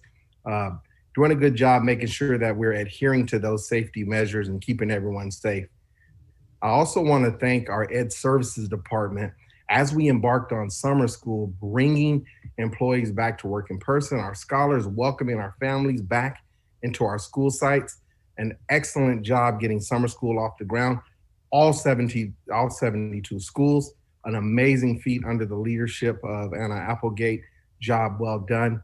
And then our IMT, as our IMT was deployed over the year or throughout the pandemic, just the attention to detail with safety and our safety protocols, our air quality and our distancing and our signage, everything there. We've done an incredible job in San Bernardino City Unified to keep our employees safe. And so I wanted to speak tonight about the next step for employees returning to work beginning July 1 and how we're going to do that, making sure that safety is the priority and making sure that we keep our families, scholars, staff safe as we return back to our sites and departments in a full time. Next slide, please. And so our purpose for bringing our employees back into our offices, our school sites and departments, we want to make sure that we welcome everyone back July 1, 2021 for those who have to report in, meaning our 12-month employees, our 11-monthers that work throughout the summer, and those certificated staff as well that have open calendar. We're going to make sure that we continue to focus on safety for our scholars, our families and staff. That will always be top priority for us. We want to make sure that we continue to support staff social, emotional health and wellness. As we know, that's a huge part of our reopening and attending to the needs of our staff. And we also are going to continue to follow our state and local public health guidelines, which you'll hear a little bit about tonight. And as we prepare for the full reopening of the economy, which we knew happened on June 15th, we want to make sure that we're doing everything that's in the best interest of our staff to keep them safe. Next slide, please. So our mitigation strategies that we've been adhering to and doing a great job on, and that we'll continue to do as our employees come back into the workplace full time. We're going to make sure that we continue to have physical distancing in the workplace where appropriate. We'll continue to emphasize the correct and current use of face coverings and masks as we come back. Frequent sanitizing and disinfecting of facilities and high-touch surfaces as well. We'll continue to focus on proper hand hygiene, cleanliness etiquette, free COVID-19 testing for possible exposures in the workplace, and also, as you know, deployment of contact tracing for possible exposure in collaboration with our local health department. These mitigation strategies have been in place and have kept us in a good place where we are now, with very few exposures and limited COVID-19 instances. Next slide, please. And so I'd like to spend a moment and have Sam Precy talk about our site readiness, which we've done very well over time, and where we are today with being ready to bring back our employees back full-time in person. Mr. Precy?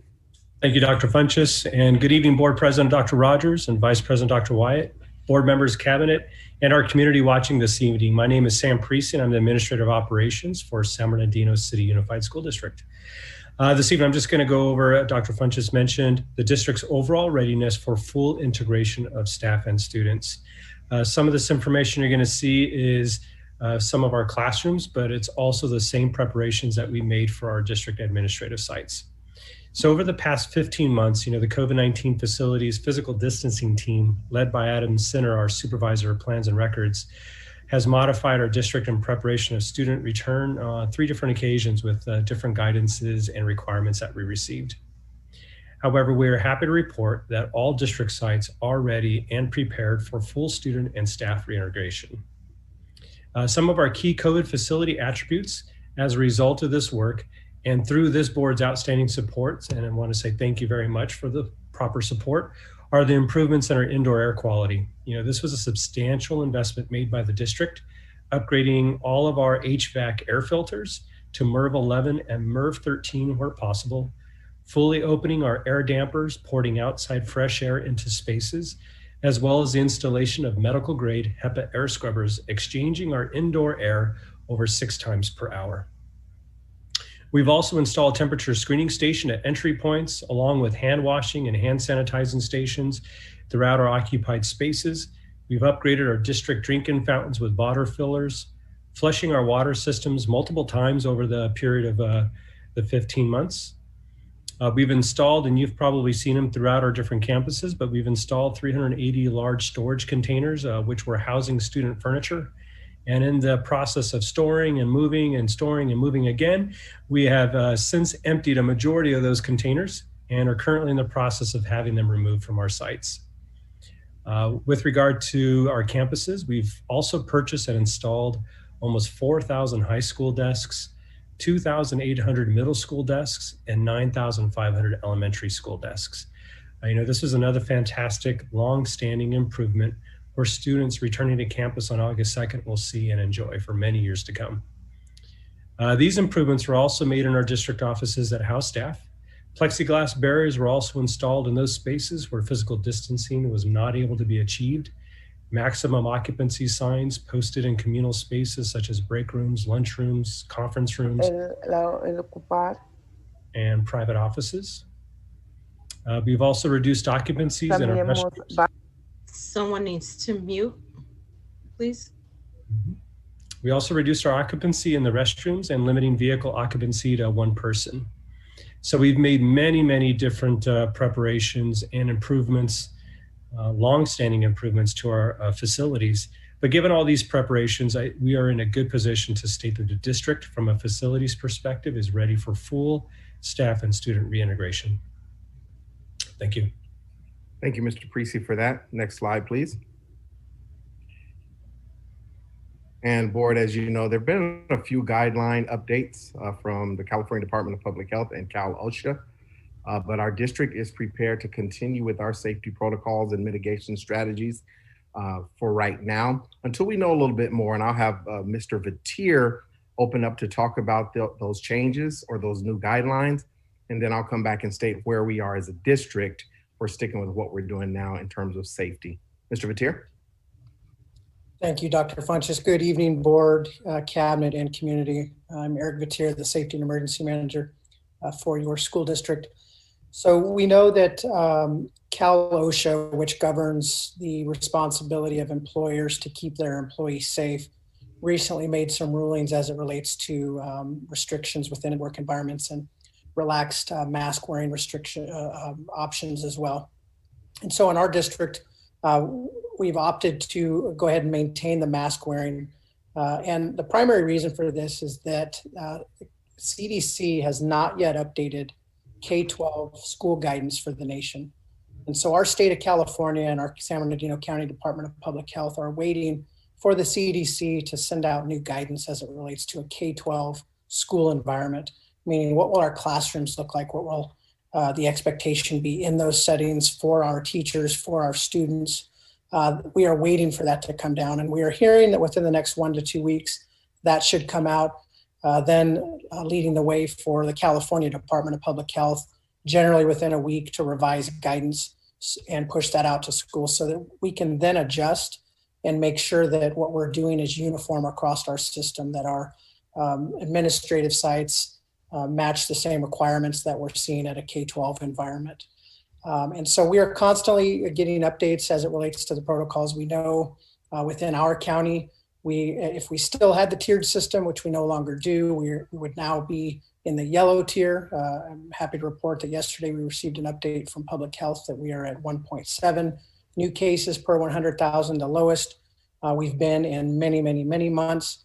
They are encouraging folks to still get vaccinated. So that is a big push that's going to help us as we relax the restrictions, as they relax the restrictions for K-12 work environments, and so that we can return to a new sense of normalcy. So thank you, Dr. Funches. Thank you, board. Thank you, Eric. And so for now, as we bring employees back into the workplace for reintegration, we'll continue to stick with our mask wearing, our protocols for face coverings and masks. We feel like that'll keep us safe, right? As I took you through the first slide, and we talked about making sure that our family, staff, and community is safe. That's one of the things that we feel is very important right now. Last slide, please, or next slide. And so along with what we're doing to reintegrate our employees, there's been a mass communication or mass communications effort for our employees. Communications have done a great job putting up a web page, all things COVID related, information about vaccinations, COVID-19, staff resources. So that'll still be there. And the training that we provided thus far, we've provided information for employee accommodations. Any employees that might need accommodations based on any health concerns, they can visit our affirmative action office to get support with that. Our SBC USD COVID-19 training for all employees has been underway. Our COVID-19 safety plan for safe reentry, teaching our employees what to do before you come to work, what you do if you get to work and you feel any symptoms or things of that nature. The exposure protocols that we go through, people are familiar with that. And our SB 95 paid sick leave that guarantees that our existing sick leaves won't be tapped into should employees have any COVID-related symptoms. There's 80 hours or 10 days of paid sick leave from the government. So we've done that. We'll continue to do that as well as we reintegrate and focus on employee health and wellness and employee safety as well. And last slide. So board, we want to reassure you that as we bring back employees and reintegrate them full-time and get prepared for in-person learning in the 21-22 school year, safety is our #1 priority, keeping our employees informed as well, and making sure that they have what they need to be safe in the workplace. We've done that over the past few months. We'll continue to do that as well. Thank you so much, Dr. Funches. Okay, Dr. Flores. Thank you, Dr. Funches and team. Appreciate the presentation. I just have a couple of questions. I was glad to see that you said people will have to wear masks. So just to clarify, is everyone required to wear a mask? Correct. Everyone that steps foot on our campuses right now are required to wear masks. Our employees as well? Correct. Okay, and what if an employee refuses to wear one? We haven't had that yet, and we just have reminders through our managers to let the employee know, hey, we have mask requirements at this time. And so we've done well there. We haven't had those instances. Haven't had any of those. Okay, good. Because just as I was reading also that Delta variant is very strong, and for us not to slack off, because if it does spread this fall, will be very, very bad for us. But so hopefully wearing the mask and, washing our hands and all of that will mitigate. And then my other question is related to the air purifiers. Mm-hmm. Are they in every single classroom? So Mr. Precy, if you want to take that question. Sure. Yeah, yes, they are. Every single classroom has a 1,500 square foot rated air scrubber, HEPA air scrubber. And do they have filters that are replaced on a regular basis? They do. They have a pre-filter MERV 7 that's replaced every 6 months, and they also have a HEPA filter that's replaced at a 40,000 hour runtime. And it has a timer on the unit that actually indicates when the filter replacement is required. And we've also built that into our work order system. And we've also purchased 2 exchange filters, so we already have them in stock and in district. In the district. So we have all the replacements on hand already. We've also purchased spare parts in the event that we have a motor that goes out or other function within the unit that goes out. So we have spare parts and all filters. What's the rationale of only interchanging them every 6 months and not more regularly? Sure. Yeah, there's different filters that require different periodicities, manufacturer specifications, and that's what we're following is the manufacturer spec. So some would require a 3-month cycle, like for instance, our HVAC units that are on our rooftops. Other units would require a 6-month rotation. Others even have a 1-year rotation. It just depends on the unit and the manufacturer. So the HVAC is that's on the roof? Yeah, like those rooftop units or the units that are behind the classrooms. Those would be. Are those different from air purifiers? They are. What's the difference? The difference is providing a cooling medium, and the other one is just like a very fancy fan with a very high efficient filter attached to the fan. That's the air purifier?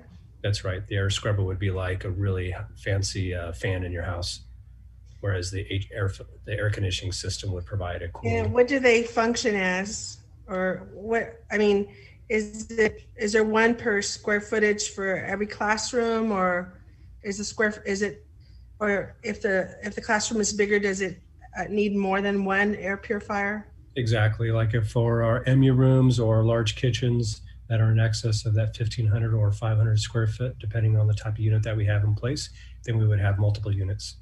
Oh, you do? Okay, great. Okay, thank you. I appreciate it. Thank you. Thank you. Thank you, Dr. Flores. And Mr. Tillman?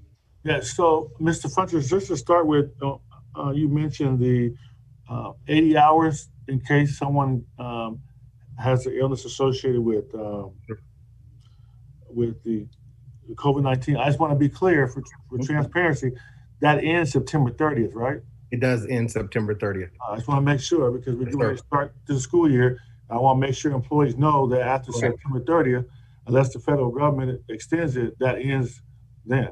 You are correct, Mr. Tillman. Thank you. September 30th. Yeah, and then can we go back to the slide 4?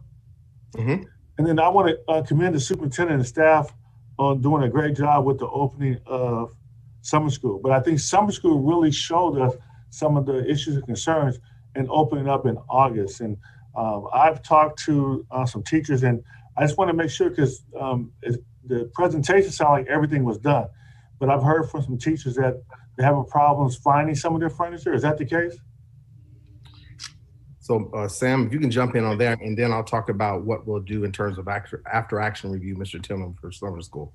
Sure. Yeah, most definitely. We still have some furniture that is arriving. So some of the requests that we had, because they saw vacant classrooms, were those classrooms that were going to be receiving new furniture that was still to be received. But what we did is we communicated with those sites well in advance of the actual summer school start date to let them know what classrooms were going to be receiving furniture and to make sure they had alternative plans at that site to not utilize those classrooms for summer school. So this way it wouldn't impact their utilization of those classrooms. Some folks decided that they really wanted to use those rooms. So the weekend leading up to summer school, we were actually doing a lot of modifications to those folks that just really wanted to utilize a particular room.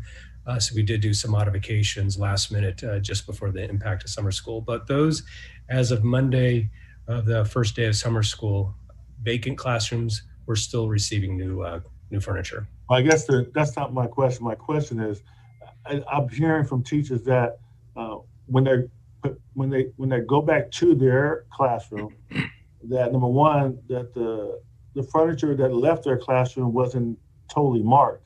So there was no way for the people to put the furniture back in their rooms. That was deemed their furniture. So someone would see some furniture missing, and then some of the furniture. I mean, when you go into the room, some of the furniture in rooms need to be cleaned because of course they haven't been used in a year, right? Mm-hmm. So the one thing that's great right now is that the district has been given a lot of extra one-time money, and it can solve these problems if we identify them early. So I would suggest that, I don't know what your guys' plan is, but I think we should have teachers go back to their sites sooner than just a couple of days before class like normal. So number one, they can go into the site, their classroom, make sure everything is there that they expect to be there. If things are missing, then maybe we can make sure that, say for instance, if a teacher had a cabinet and the cabinet's not there and they can't find their cabinet, then maybe we can make sure they can purchase a cabinet to put back in there. And then if it is the case that a lot of the rooms that sat for a year, the furniture that is in there is dusty, then maybe we can help augment the teams that are at the site if they don't have enough capacity to clean all the rooms and bring in some folks to do the cleaning. Have you all thought about that? Yes, so Mr. Tillman, here, there are two things that we're doing to address that. Number one, we're planning an after action review with our district managers, principals, some teachers, union, to make sure that we grasp the magnitude of what just happened. We did a great job with summer school, but we also learned some things that will inform what we do in the new school year. So we'll capture that and to look at how we improve. And then the professional development days in July, what we're doing is repurposing one of those days so that school sites have the time, just like you're talking about, for teachers to go in full day and do what they need to do at the site to get prepared days before the school year opens. So we have that built in as well, and we'll give the teachers time to do that. That's the plan. And let me make another suggestion, because I know Mr. Irvin, I've heard him say it a number of times, the importance of the professional development days. And I know that he has plans for professional development days. If I'm wrong, he can chime in and tell me, Mr. Tillman, you know what you're talking about. But I've heard him talk a number of times about the importance of the professional development days for teachers. So this might be something where we want to add a day or two for teachers to go back to the classroom just to make an assessment of their classroom. Maybe you guys can do something where those storage bins, maybe there's a day you can take everything out that's not marked and have the teachers pick out what is theirs if they're all there at the same time. Because I understand that's a problem, and all the things that were taken out of specific classes weren't marked with the room number. So I'm just offering up suggestions, because the time is going to go by fast. I think the worst thing for us to do would be to treat this like it's normal times and wait until 3 days before school starts and the teacher opens the class. The furniture that's in there is not what they deem their furniture. Stuff is missing. It's not clean, and we don't have time to respond. So it's, the end of June now, but maybe we can pick a couple of days in July. And I would, even consider adding, and I know it has to be negotiated, but adding a couple professional development days where teachers can use those time to come back to do just that, because this is and are unique times that we've never dealt with before because of the COVID-19. We've never had a time where someone hasn't been in their classroom for a year, right? So it's going, and we never had a time when teachers come back to a classroom that have been totally cleared out, or at least half of the desk and chairs and some of the furniture was cleared out, and it's all being brought back in now So I just think if we can use some of that one-time money to facilitate it by bringing folks back extra couple of days, it might be worth it. Thank you. Mr. Tillman, thank you for your recommendation. We'll follow up on that, okay? Thank you, sir. Thank you. Thank you, Mr. Tillman. Okay, Dr. Funches, there are no other questions or comments. So thank you all again for your presentation. We appreciate it and look forward to the updates. We're now going to move to 8.2, California School Dashboard Local Indicators Board Report.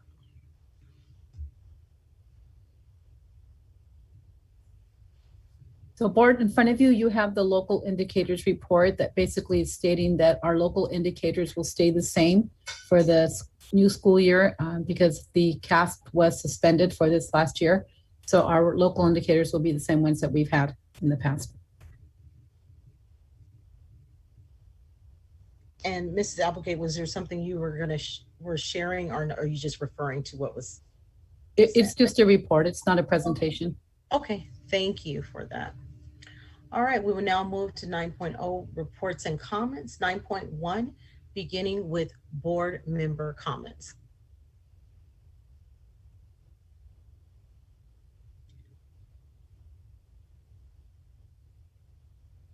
Mr. Tillman?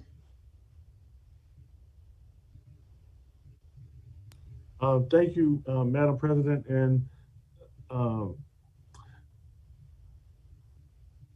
leading into the opening, I'm glad we had the agenda, but can we also, I know normally what we do, we open, we might have classrooms that have 50 kids in it, right? And we might take a month to level those classes. Can we, because we have this one-time money, can we work to hire substitute teachers faster so that we can decrease those class sizes sooner? Has that been thought about? And can we just consider that? So we are in the process of bringing in extra substitute teachers or guest teachers, as we call them, to do not only that, but make sure that we have enough for the workforce, for Virtual Academy and our comprehensive school sites. So Mr. Tillman, I'll make sure that we give you a follow-up on that based on the opening of school, the first few weeks of school as we level classes. Yeah. And then another thing is making sure that, I'm sure you probably have, but I know a lot of the technology was taking out those classes during the COVID. And because we have one-time money, that should be an easy fix. As long as we assess it early and move forward. Same thing with asking teachers and staff if they need new technology. Now will be the time to do that. And because we have that one-time money, I think it'd be a good thing to do.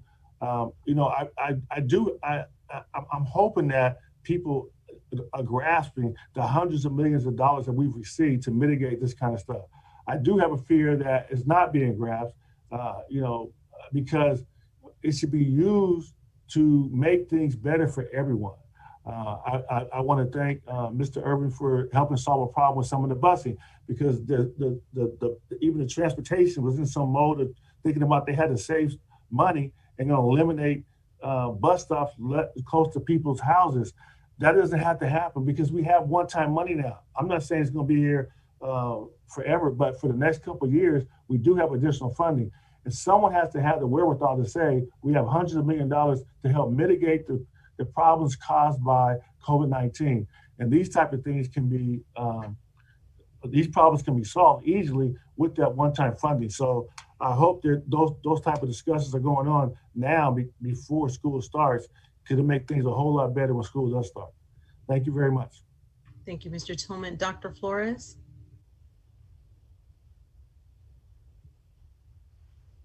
Oops, thank you, Dr. Rogers. Okay, you're off. I want first to start out to talk to Dr. Volkemer. Dr. Volkemer, this is your last school board meeting with us, and just want to express my gratitude, all our gratitude for, you know, taking us through this pandemic. And I know it wasn't an easy job, but you did it with grace and excellence and, you know, passion and compassion. And we just want to thank you for all of that. you know, we've been together. You've been together with Danny longer than with me. So,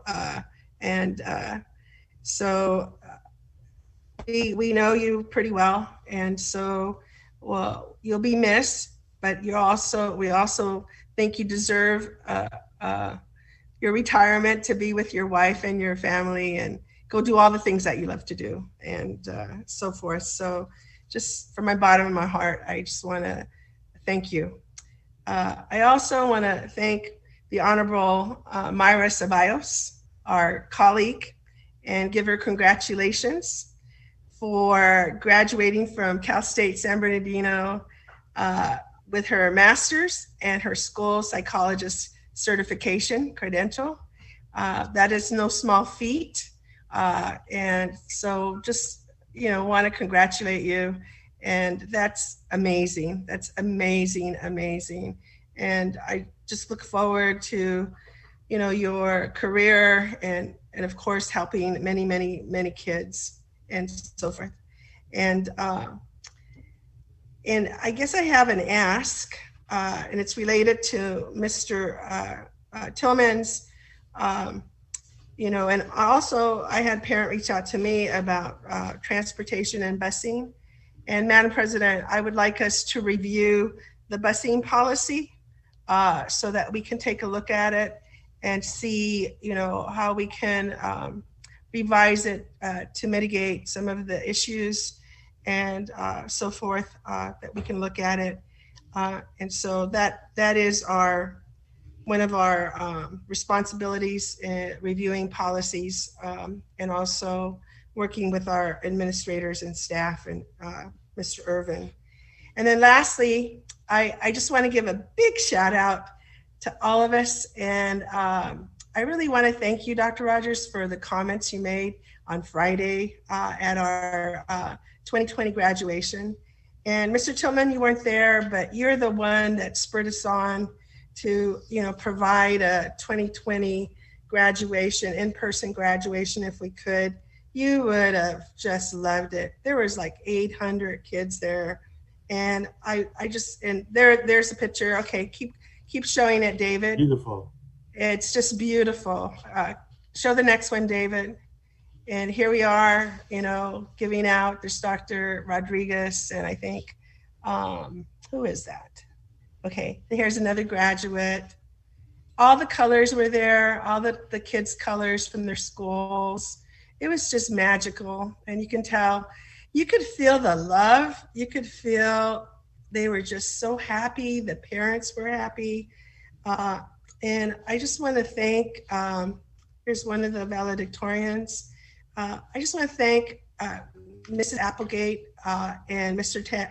Texacosta and his team for planning this incredible event.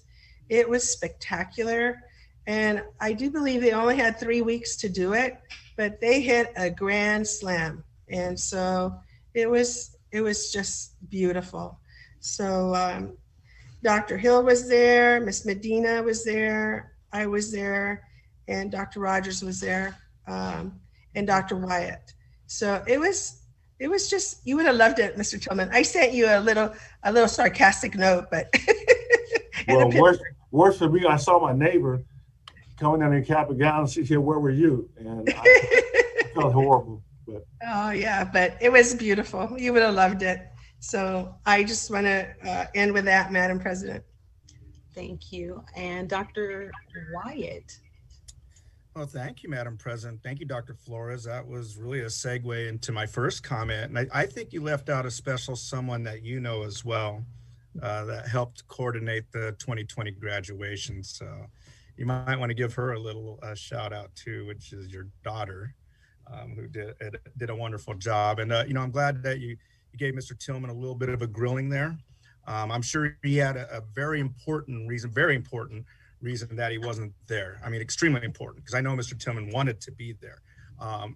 But it was great that his neighbors said, "Hey, where were you?" That was enough right there, Mr. Tillman. So thanks for having some humility there. And Dr. Wyatt, if I can butt in a little bit, I forgot to mention that Mr. Irvin and Dr. Volkemer were there. And oh yeah, we had a huge crew. Yeah, they were all present. They did a wonderful job. So go ahead. Yeah, and I'm sure Madam President and others will probably talk about it. And I think the most important thing that we did as a board is we kept our word to the class of 2020. And I'm getting a little emotional because you know, this past year and a half has been extremely, extremely difficult, very hard for all of us. And you know, class of 2020, as we heard, was almost there, right? They were almost at the end of that race, and the finish line was there, and then boom, COVID hit, and we took a lot away from them. And but they made history. They're the first class that had a virtual graduation, a drive-through graduation, and the opportunity for an in-person graduation. And the 2020 group started small and ended up huge. You know, I heard it like the beginning of the week, oh, it's gonna be like 300. And then like you said, Dr. Flo, it was over 800. And wow, what an amazing turnout. You know, that was the way to really punctuate the end of a very difficult year and a half, a very difficult 2 years. And you know, I do appreciate Tex and Anna for facilitating and emceeing such a wonderful graduation, let alone all our other graduations of 2021, which were outstanding, very outstanding. Great job to our staff who coordinated all those graduations, and our kids and our families, for us to be able to celebrate such amazing achievements. And Mr. Acosta had a really neat little activity he did. And, you know, he was asking folks, you know, because usually we ask, what are you going to do next year? But in this case, we were asking, well, what did you do last year? We'll probably never get that opportunity to ever do that again. And I was so proud of our 2020 graduates. So many of them have already advanced their lives as young adults in so many ways. When he asked how many of you are working, my gosh, it seemed like 85, 90% of those kids stood up. And I was like, wow, these kids are already positively contributing to our society, to our local economy.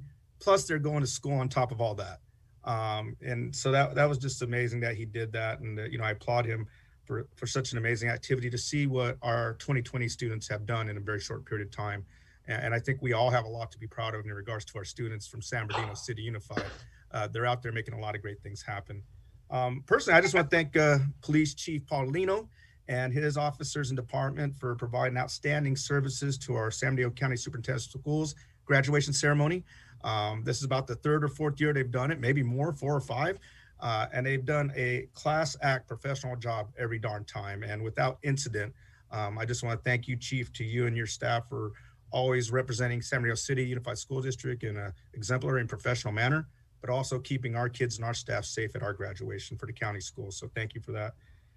Dr. Volkemer, I think Dr. Flores said a lot, and you know, I believe it or not, I get pretty emotional about things like this, but I just want to say thank you to you as well for your amazing career, first of all, and your absolute dedication and professionalism, contributions to making our community a better place to live, for making our district a better place for kids to go to school and for our staff to work at.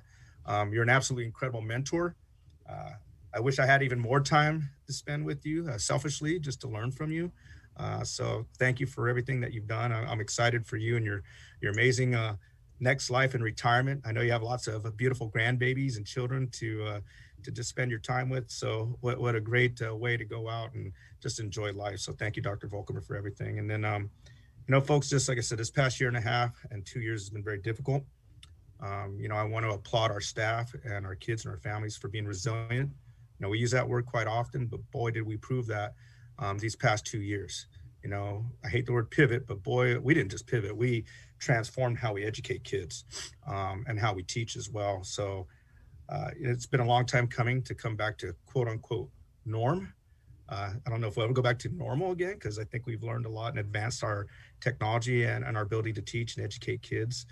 So I'm really proud of that. And just going into next year, I think summer school has been a trial run for us. We've been able to learn a lot from summer school. My gosh, we had a lot of kids come. I was talking to Ms. Applegate, and I think it was almost 14,000 students. That's a significant number, folks. That's bigger than a lot of districts in our area. So thank you to our kids and our families and our staff for, you know, coming back to summer school and ESY for our students with disabilities and doing that trial run for us going into next year. And just want to say, you know, going into next year, let's go into next year with a lot of optimism, you know, with a positive attitude. And you know, I think we've heard often to go slow to go fast, and I think that's important for us to apply going into next year and to really apply the plan that we have in place and do it methodically. So those are my comments, Madam President. Thank you. Thank you. And Dr. Hill. Thank you, Madam President. You know, I was trying to make a list of people I wanted to give accolades for the good work you're doing, but I know I'm going to leave someone out. So I'm just saying to all of you, if you get a paycheck from this district, and I know you've been working hard, I want to say congratulations for being a part of this great team and for the good work you're doing.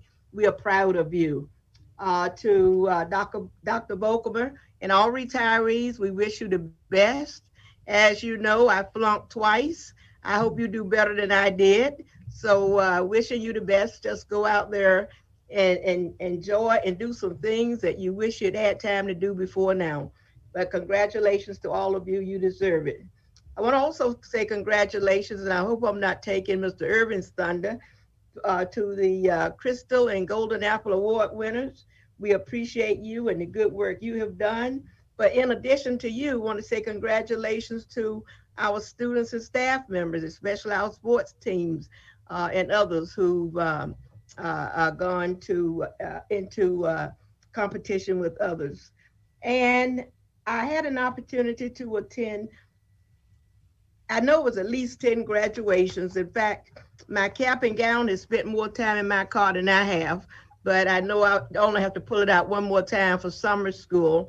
But I do want to apologize to Middle College High School. I knew many of you were there, but I selected to go to Pacific since they were both held at the same time. But do want to congratulate you for a job well done.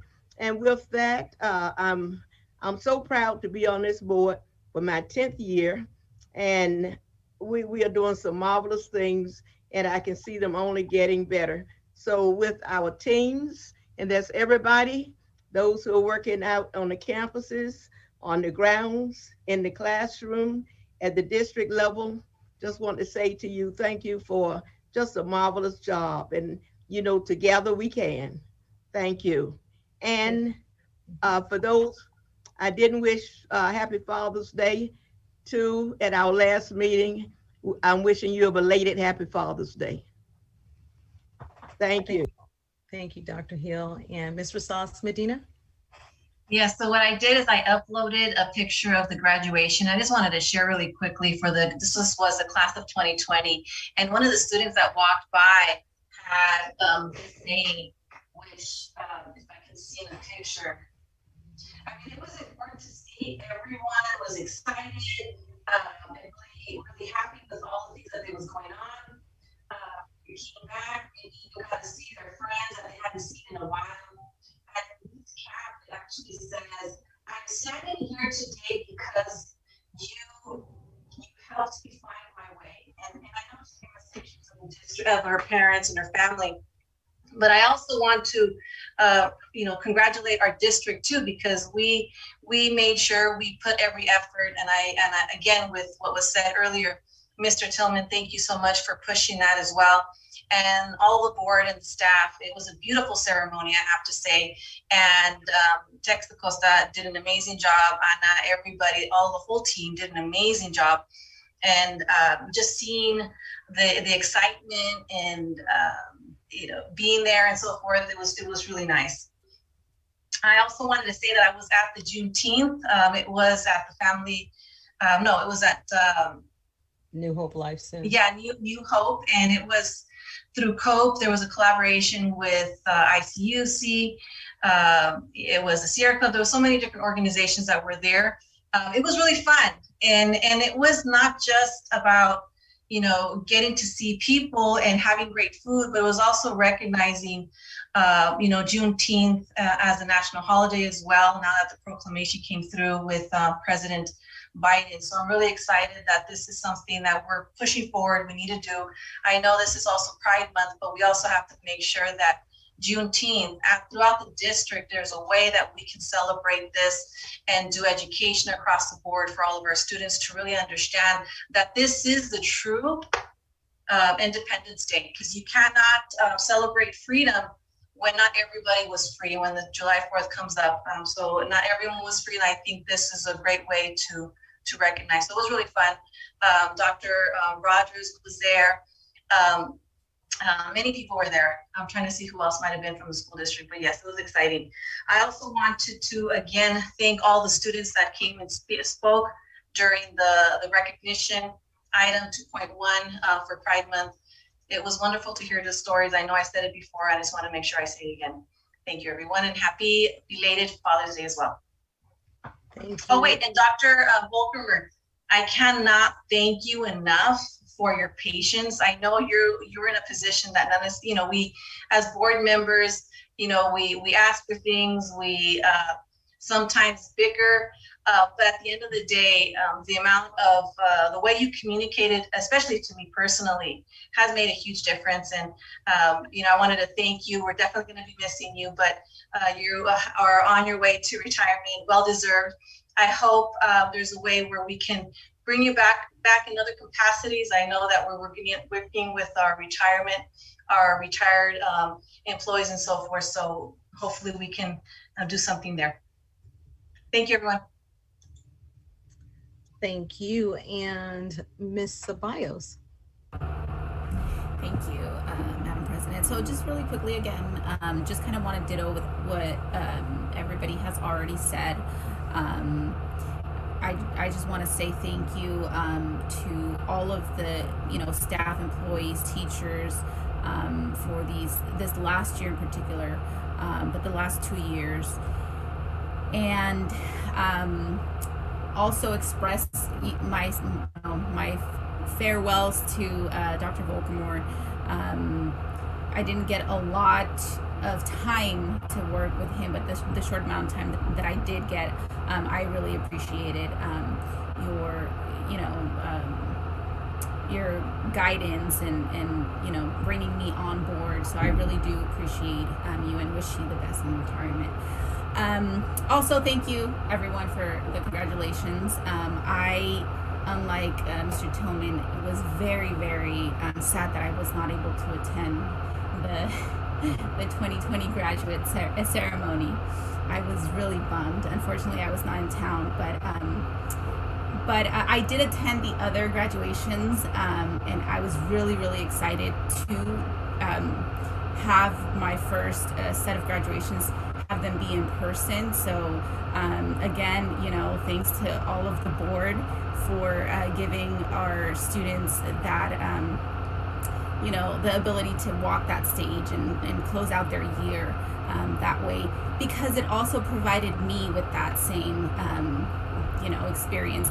I graduated with our scholars on that stage. I did not get a chance to do it at Cal State. I think that they were having a virtual ceremony. They didn't do it in person, so it's not the same thing. So I opted not to do it, but I had 10 of them that I got to attend and celebrate, and so I graduated 10 times with you all.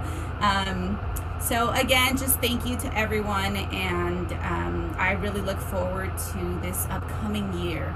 A lot of changes, I know, but I really look forward to it. So again, thank you everyone so much, and happy belated Father's Day to everyone as well.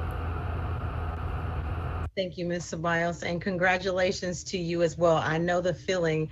I put on my robe for the class of 2021, and I felt just like them, and was even more excited, was able to see my son graduate this past Sunday. So it's been a class of 2021 excitement, but yes, the 2020 graduation, to see all those colors together, I haven't seen that ever. I know we had one time when we were together with Pacific during a time when they were doing some modifications. And yes, Mr. Tillman, you missed Cardinal City twice. How could you do that? But I did represent. So we are just grateful for everyone that made that happen.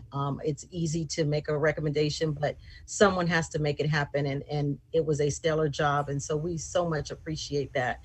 I wanted to just, again, reserve some of my time to say, Dr. Volkermer, you're actually on my screen. I see you. I just, again, appreciate you. I've said it over and over again. And now I feel like sing the song. I'm going to have to sing that song. Now it's time to, but not quite yet. We won't finish those lyrics. But we have appreciated you. I have personally appreciated you. We have talked more probably ever in life as long as we've known us, but talked equally as much. During an unprecedented time, we probably said that just far too many times to each other. But look where we are, and you were right there in the forefront. And as they share about the things that you know, have done, I've said it before. I heard you give the speech a few years back about being the NAV, and the NAV turned into the legacy and turned into now is going to try to retire.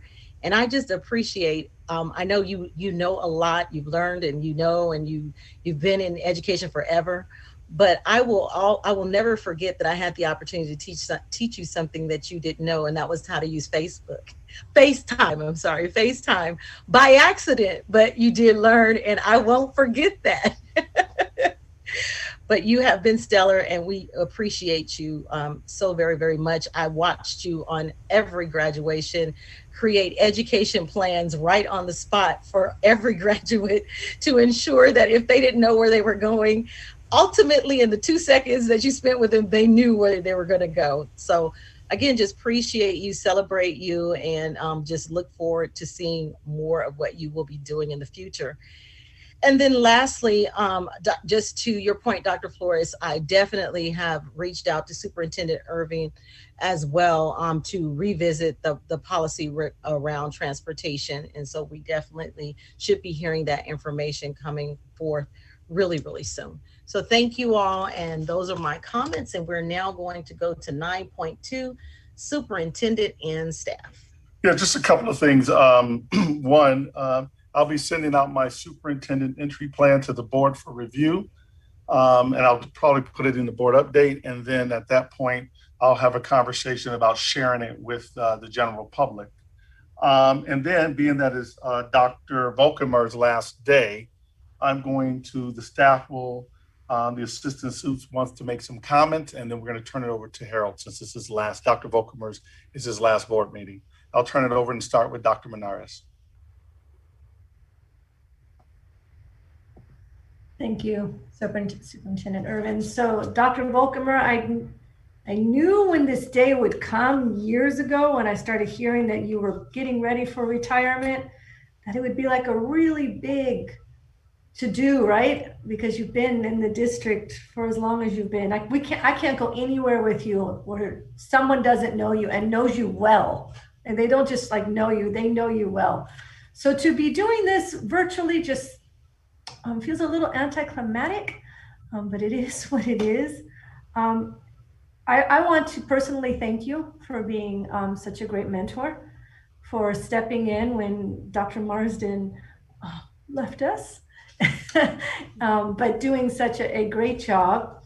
And I'm going to take with me 3 things that you would tell me frequently. I wrote them down again so I don't forget. I might have to I'm not into tattoos, but do something so I keep them in my repertoire. First one is live your best life.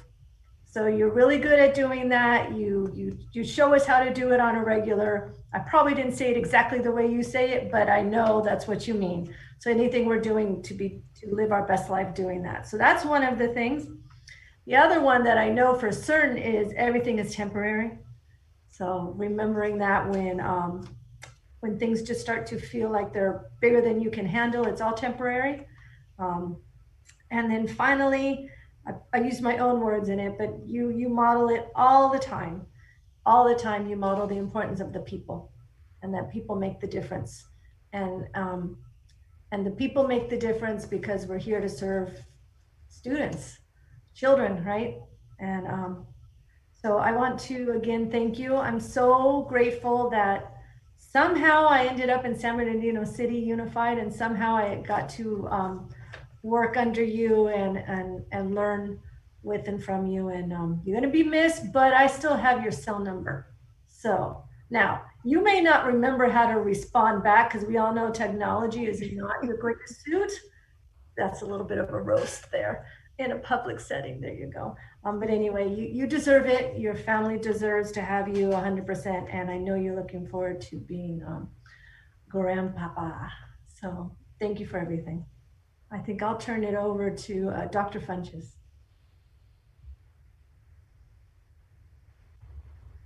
think you said, Funcha. It's kind of cut out there. Dr. Volker, I just wanted to say thank you. And I always tell this story. I remember him bringing me on way back in 1998 as a 4th and 5th grade combination classroom teacher, man. Took a chance on this young kid who wanted to do some good things for other young people. And you saw that in me. And I appreciate that. And then over the years as well, as I've moved up the ranks, and you've supported me every step of the way, and have been in my corner. So I will always remember that.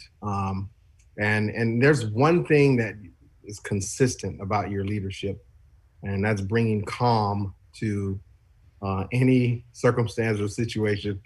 Some of us are a little bit high strung, right? and there are issues that we have to solve, but your ability to bring calm to a situation is commendable, noted, and it's one for us to continue to use as we move forward. We'll definitely miss your presence. But like Dr. Menard said, we have your cell phone number. We know where you are. So thank you, Dr. Volker, for all that you've been a blessing to me. So much appreciated. Thank you, sir. And I'll turn it over to Dr. Rodriguez. Thank you, Dr. Funches. I wrote a little poem for you there, Dr. Volker. So many things, but what does Harold Volker stand for? Hardworking gentleman with an amiable spirit, who's a rock star in our book, an outstanding mentor, a leader that serves, dedicated to making people feel like they matter, valiant, optimistic, loyal, leaves a legacy, kind, observant, mindful, megastar, empathetic, and reliable. You have been with all of us, all 8,000 of us, in some way, shape, or form through all our ups and downs in our career. You make the time for all of us to make us feel valued and important, and you never missed a milestone for any of us. And so, you know, you have been a pillar of strength, of dedication, and a man of honor, integrity. And when I think of what do I want to be when I grow up, I think of you. Thank you for your service, sir.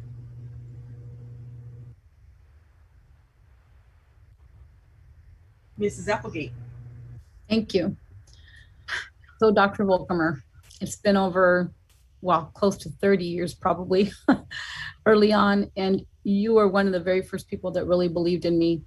I remember you encouraging me and telling me that, you know, leadership would be a great place to be. And you made me believe in myself more than I did at the time.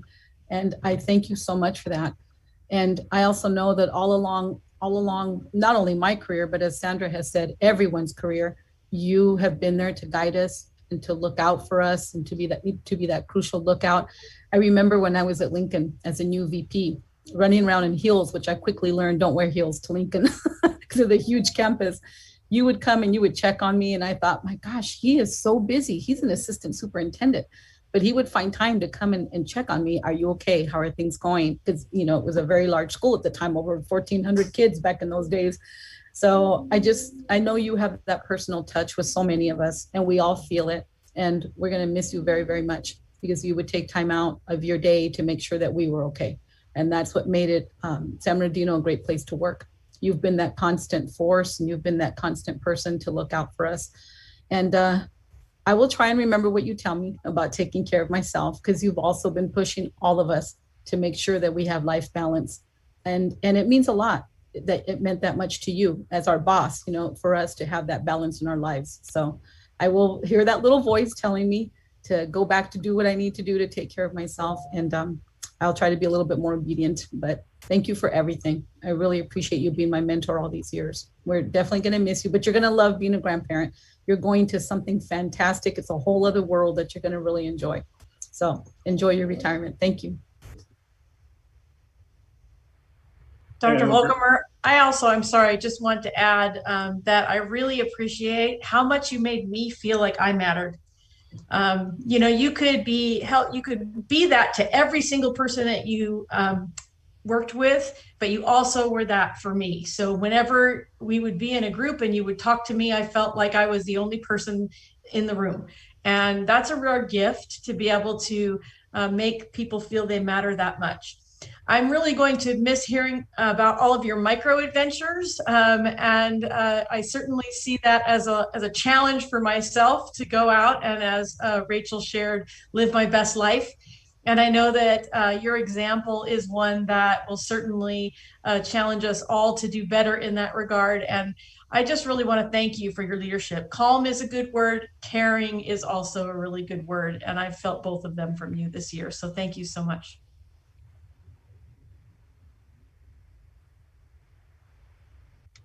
We're going to have Harold close. Dr. Volkermer. Well, excuse me. Thank you for all that. I certainly was not expecting all that. But thank you for those very kind and probably very generous comments.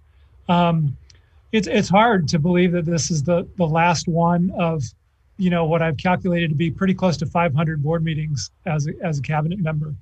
Now, I know that's not much to Mr. Tillman, because if he hasn't told you, he's been on the board for 25 years. Sorry, Mr. Tillman, it just seems so appropriate for the evening. But I suppose my first order of business is going to be to see what the rest of the world does on the first and third Tuesday nights of the evening, and what I've been missing for a few years. But seriously, I'll start with the cabinet. I was thinking about doing this at another time, but thank you so much for your very kind comments. You know how I feel about you. I think the world of each and every one of you. I've seen you, you know, for some of you for many, many years, and how you've grown has been a complete joy to me to watch you flourish and take on new challenges. And for those of you who are newer, just to see you jump in and make a difference so quickly it's really, you know, what I take away is the people and what they've been able to do and what they've been able to accomplish. And if I played any role in that at all, I'm deeply, deeply privileged by that. Board, I want to thank you for the various levels of responsibility that you've entrusted me with over the years. I am truly humbled by that expression of faith. Your support of me, particularly during this last 16 months of complete, you know, insanity at some points, has meant the world to me, both professionally and personally. We use an expression in our family, crazy blessed. When we are absolutely crazy blessed as a family. And while I am totally ready for new challenges and new opportunities, I will miss my SBCUSD family dearly. And so I found a quote that I think sums it up pretty well. It's by one of the world's great philosophers. The quote is, "How lucky I am to have something that makes saying goodbye so hard." And that is by none other than Winnie the Pooh. And so thank you to all of you, and again to the board, particularly for letting me serve a community that I love and admire. I will continue to be the biggest cheerleader for San Bernardino City Unified School District. I love battling other districts and telling them, you know, how we rock and how, you know, how we are so good. And I wish each and every one of you the richest blessings in the future. Thank you very much. And Madam President, we're going to close it strong with Chief Paulino. Chief. Sorry, Chief, didn't mean to put him there. He carries. That's okay. The Chief is ready. Chief. I think he's on mute. Yeah, Chief, there you go. You hear me, Harold? Now, yes. Well, Harold, congratulations on your retirement. It's always a blessing to be in the room with you.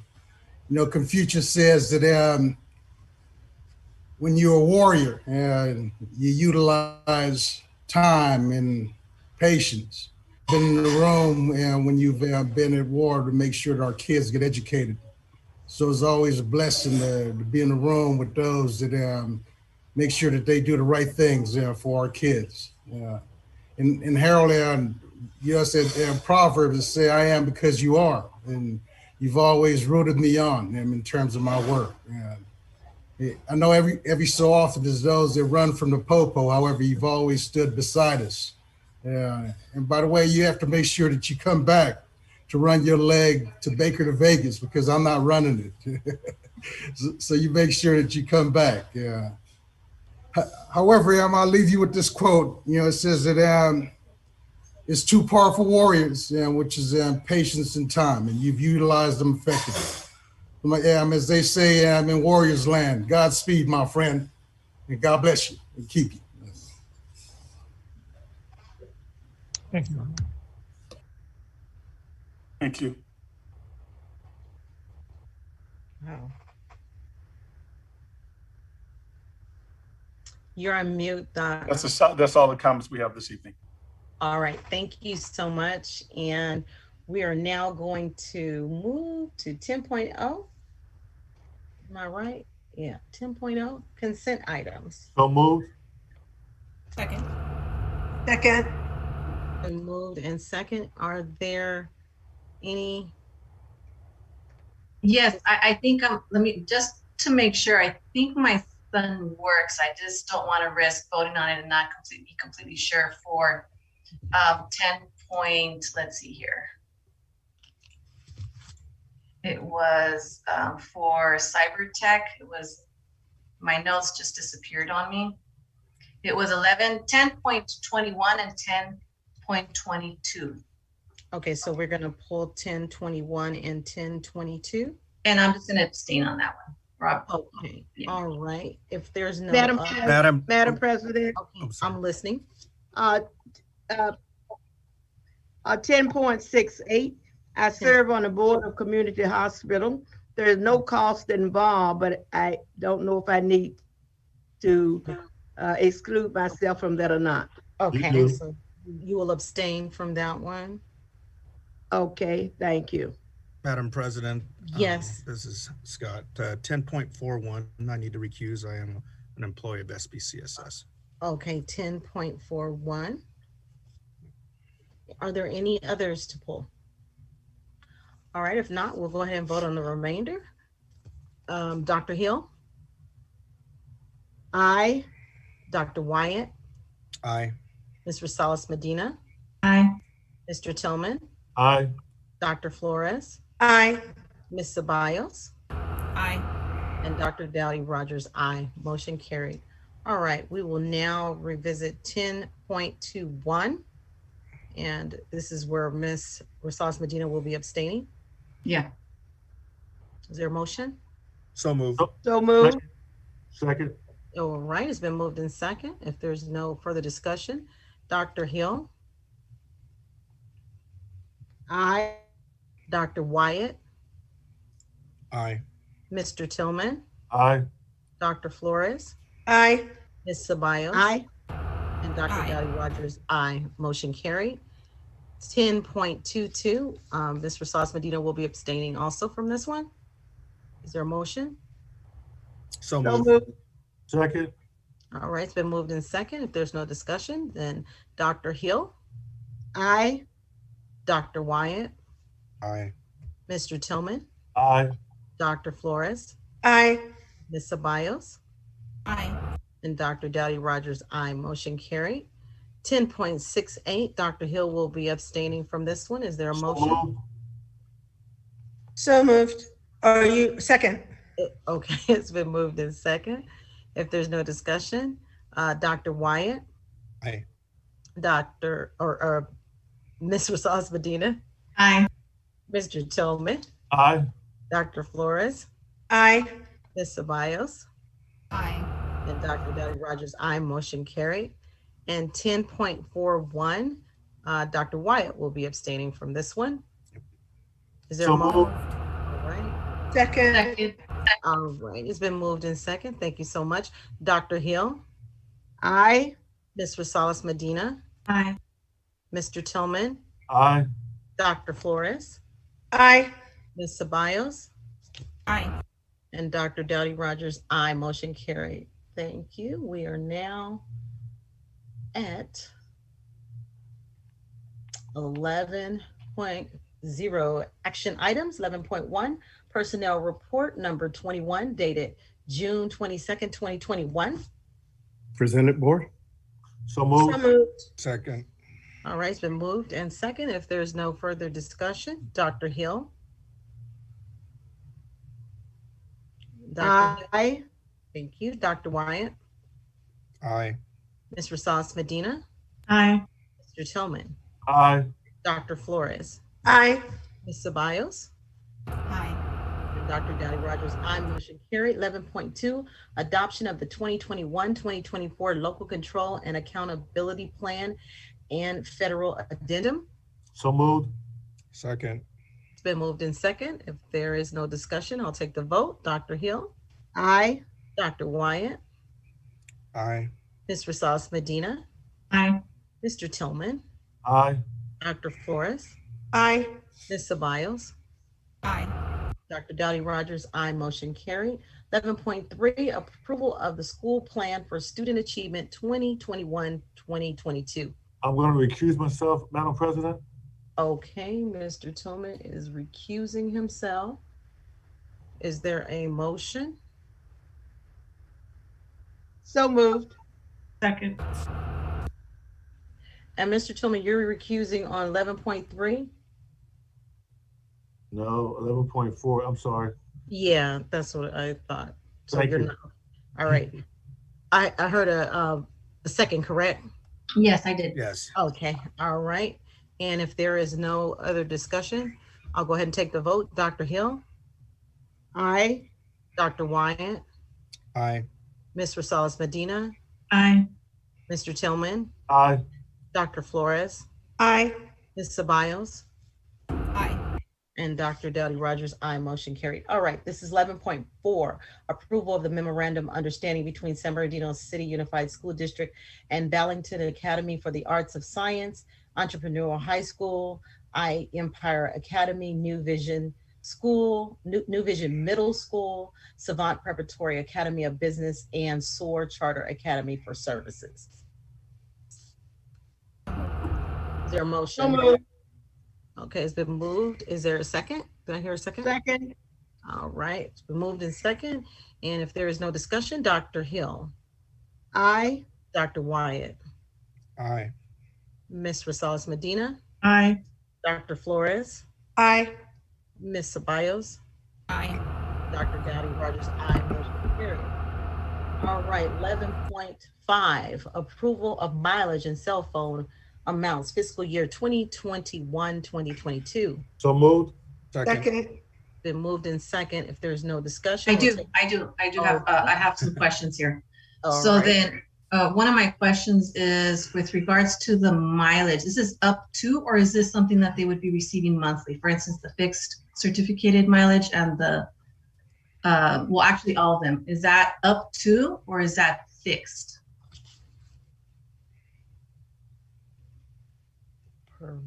The It $45. says maximum. It says maximum. So maximum, so it Maximum. fluctuates for each one depending? Because it says right there, like for instance, the monthly amounts, so I'm just curious. Medina, so this is, people have to submit their actual mileage. So it's a max per month, but it's not a flat rate. I mean, it's a flat rate to be reimbursed, but they don't get a certain amount. They have to submit.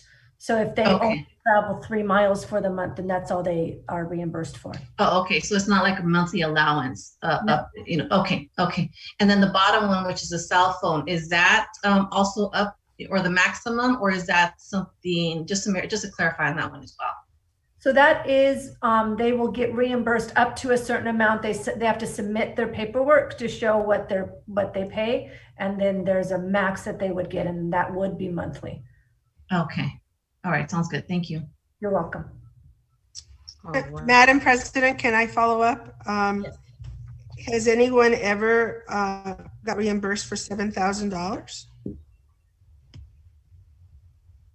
So Ms. Flores, Dr. Flores, I don't think anybody here knows that, but we can get that. I honestly doubt that is the case for anybody.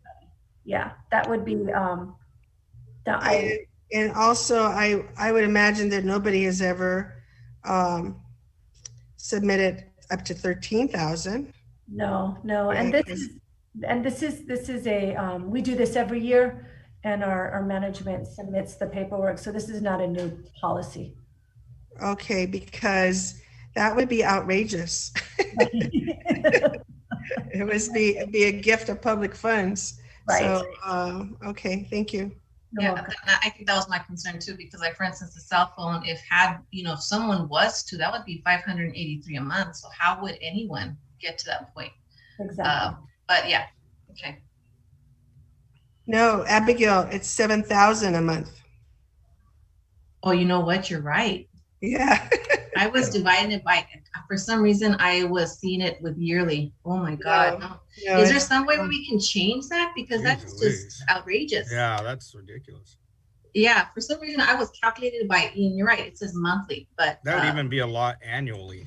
It would. Yeah. So is there a way we can adjust that just to, it just doesn't make any sense why we still have that. Madam President, let the district pull that item and we will bring it back in July. I need to take a deeper look at it. In hopes that it's a typo. Okay, so we're gonna pull that one off. Okay, great, thank you. All right. Thank you, Mr. Irvin. Yes, thank you. All right, so we'll move to 11.6, authorizing the establishment of Fund 06- Student Activity Special Revenue Fund. So move. Second.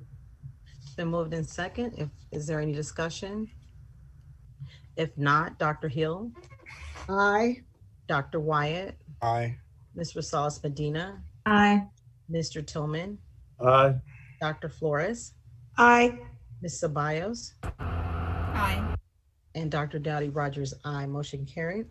11.8, CalSTRS exemption to separation from service requirement in Glenn. I think you forgot 11.7. Did I skip? Oh, I did. It went yellow on me. Okay, 11.7, resolution authorizing the superintendent to apply for and accept grants from. Madam President, did you skip 11.6? I didn't catch that if you did. 11.6. Isn't that the one I just did? Oh, okay. Something I just pulled. Wait, hold on. I pulled one and then I thought I read 11.5 and then 11.6 special fund. I did 06 student activities special revenue fund. We did that one. I did that. Yes.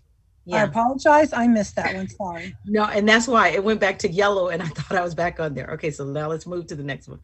Okay, 11.7, resolution authorizing the superintendent to apply for and accept grants for. So moved. Second. All right, it's been moved in second. Is there any discussion? If not, Dr. Hill. Aye. Dr. Wyatt. Aye. Ms. Rosales Medina. Aye. Mr. Tillman. Aye. Dr. Flores. Aye.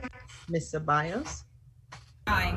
And Dr. Dowdy Rogers, aye. Motion carried. Thank you. Okay, now 11.8, CalSTRS exemption to the separation from service requirement in Glenn. So moved. Second. It's been moved in second. Is there any discussion? If not, Dr. Hill. Aye. Dr. Wyatt. Aye. Ms. Rosales Medina. Aye. Mr. Tillman. Aye. Dr. Flores. Aye. Ms. Ceballos. Aye. And Dr. Dowdy Rogers, aye. All right, motion carried. 11.9, CalSTRS exemption to the separation from service requirement B-NIC. So moved. Second. Give it to All right. Margaret. All right, it's been moved in second. Is there any discussion? If not, I will take the vote. Dr. Hill. Aye. Dr. Wyatt. Aye. Ms. Rosales Medina. Aye. Mr. Tillman. Aye. Dr. Flores. Aye. Ms. Ceballos. Aye. And Dr. Dowdy Rogers, aye. Motion carried. Thank you. 11.10, adoption of the fiscal year 2021-2022 budget. So moved. Second.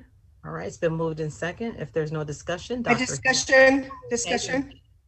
I couldn't find where we have, I know we got money, ESSER money for paraprofessionals. to help our teachers.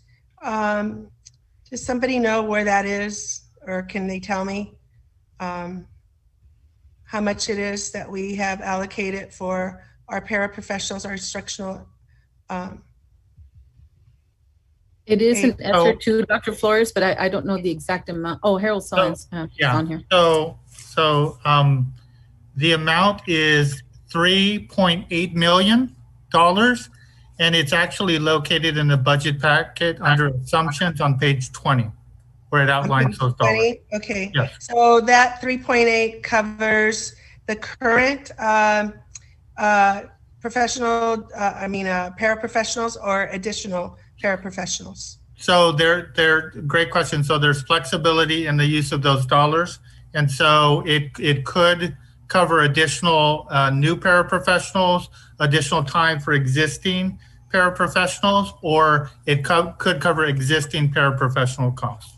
Okay, so there's flexibility. Okay, Correct. Thank you. Thank you so much. You're welcome. Okay, any other discussion? If not, I'll go ahead and take the vote. Dr. Hill. Aye. Dr. Wyatt. Aye. Ms. Rosales Medina. Aye. Mr. Tillman. Aye. Dr. Flores. Aye. Ms. Ceballos. Aye. And Dr. Dowdy Rogers, aye. Motion carried. 11.11, public disclosure of proposed SBTA bargaining agreement. So moved. All right. Did I hear a second? Been moved in second. Is there any discussion? If not, I will take the vote. Dr. Hill. Aye. Dr. Wyatt. Aye. Ms. Rosales Medina. Aye. Mr. Tillman. Aye. Dr. Flores. Aye. Ms. Ceballos. Aye. And Dr. Dowdy Rogers, aye. Motion carried. 11.12, signature authority, associate superintendent. So moved. Second. All right, it's been moved in second. Is there any discussion? If not, I'll take the vote. Dr. Hill. Aye. Dr. Wyatt. Aye. Ms. Rosales Medina. Aye. Mr. Tillman. Aye. Dr. Flores. Aye. Ms. Ceballos. And Dr. Dowdy Rogers, aye. Motion carried. Thank you. We are now at 12.0, summary of board members' requests. 12.1, review of requests. And Mrs. Ontiveros, I think you are up. I am. Thank you so much, Dr. Rogers. So I did capture a few requests for you tonight. There were also several that were answered on the spot. So I know that early on, Dr. Flores asked about confirming how we were confirming that everybody was following our safety protocols, and Dr. Funches answered that for you. You also then asked about our air purifiers and replacement filters, which Mr. Precy answered. Mr. Tillman then asked what we were doing about missing or lost furniture and how we were cleaning furniture before we were returning it to the classroom, and recommended that we add some days for teachers to get back into their classrooms in order to see what was there. Mr. Tillman also asked about whether we would be using one-time monies to hire substitutes in order to help with class sizes and support students. And Dr. Funches said that he would be responding to that. And then followed up on that, Mr. Tillman asked that we would encourage everybody to grasp the magnitude of the one-time dollars that were coming our way in order to help students. Dr. Flores and Dr. Rogers both asked about whether we could review or bring forward the busing policy to consider revising that in order to meet student needs. And then Ms. Abigail Rosales Medina and Dr. Flores asked questions about item 11.5, specifically about the limits on our mileage and cell phones allowances. And Mr. Irvin said that we would pull that item and bring it back in July. So those were the only questions that I had for you tonight that were not answered. So I know that Dr. Flores also asked about the paraprofessionals, which Mr. Sullins answered. So right. And Ginger, I just want to clarify. Sure. It was the request for reviewing the busing policy. It was based on a follow-up from Mr. Tillman's comments about looking at it, looking at how we're doing stuff. So that should be in the minutes. I'll add him as well. Thank you very much. All right, if that is it, we're now moving to our adjournment. We'll be adjourning in memory of, and so in memory of the San Bernardino County Sheriff Sergeant Dominique David Vaca, who was fatally shot following a high-speed chase with a motorcyclist on May 31st. Officer Vaca was an alumni of San Bernardino City Unified, where he attended Marshall Elementary, Arrow View Middle School, and graduated from San Gregorio High School in 1996. So we would like to remember him and his family and his service to us. And we are now at our adjournment. So moved. Second. All right, we are adjourned. Thank you all so much. Thank you again for your time and for watching us and our board meeting, and as for comments, appreciate. And thank you again, Dr. Volkmer. I will keep my bracelet near and dear. All right. Good night, everyone, and God bless. Good night.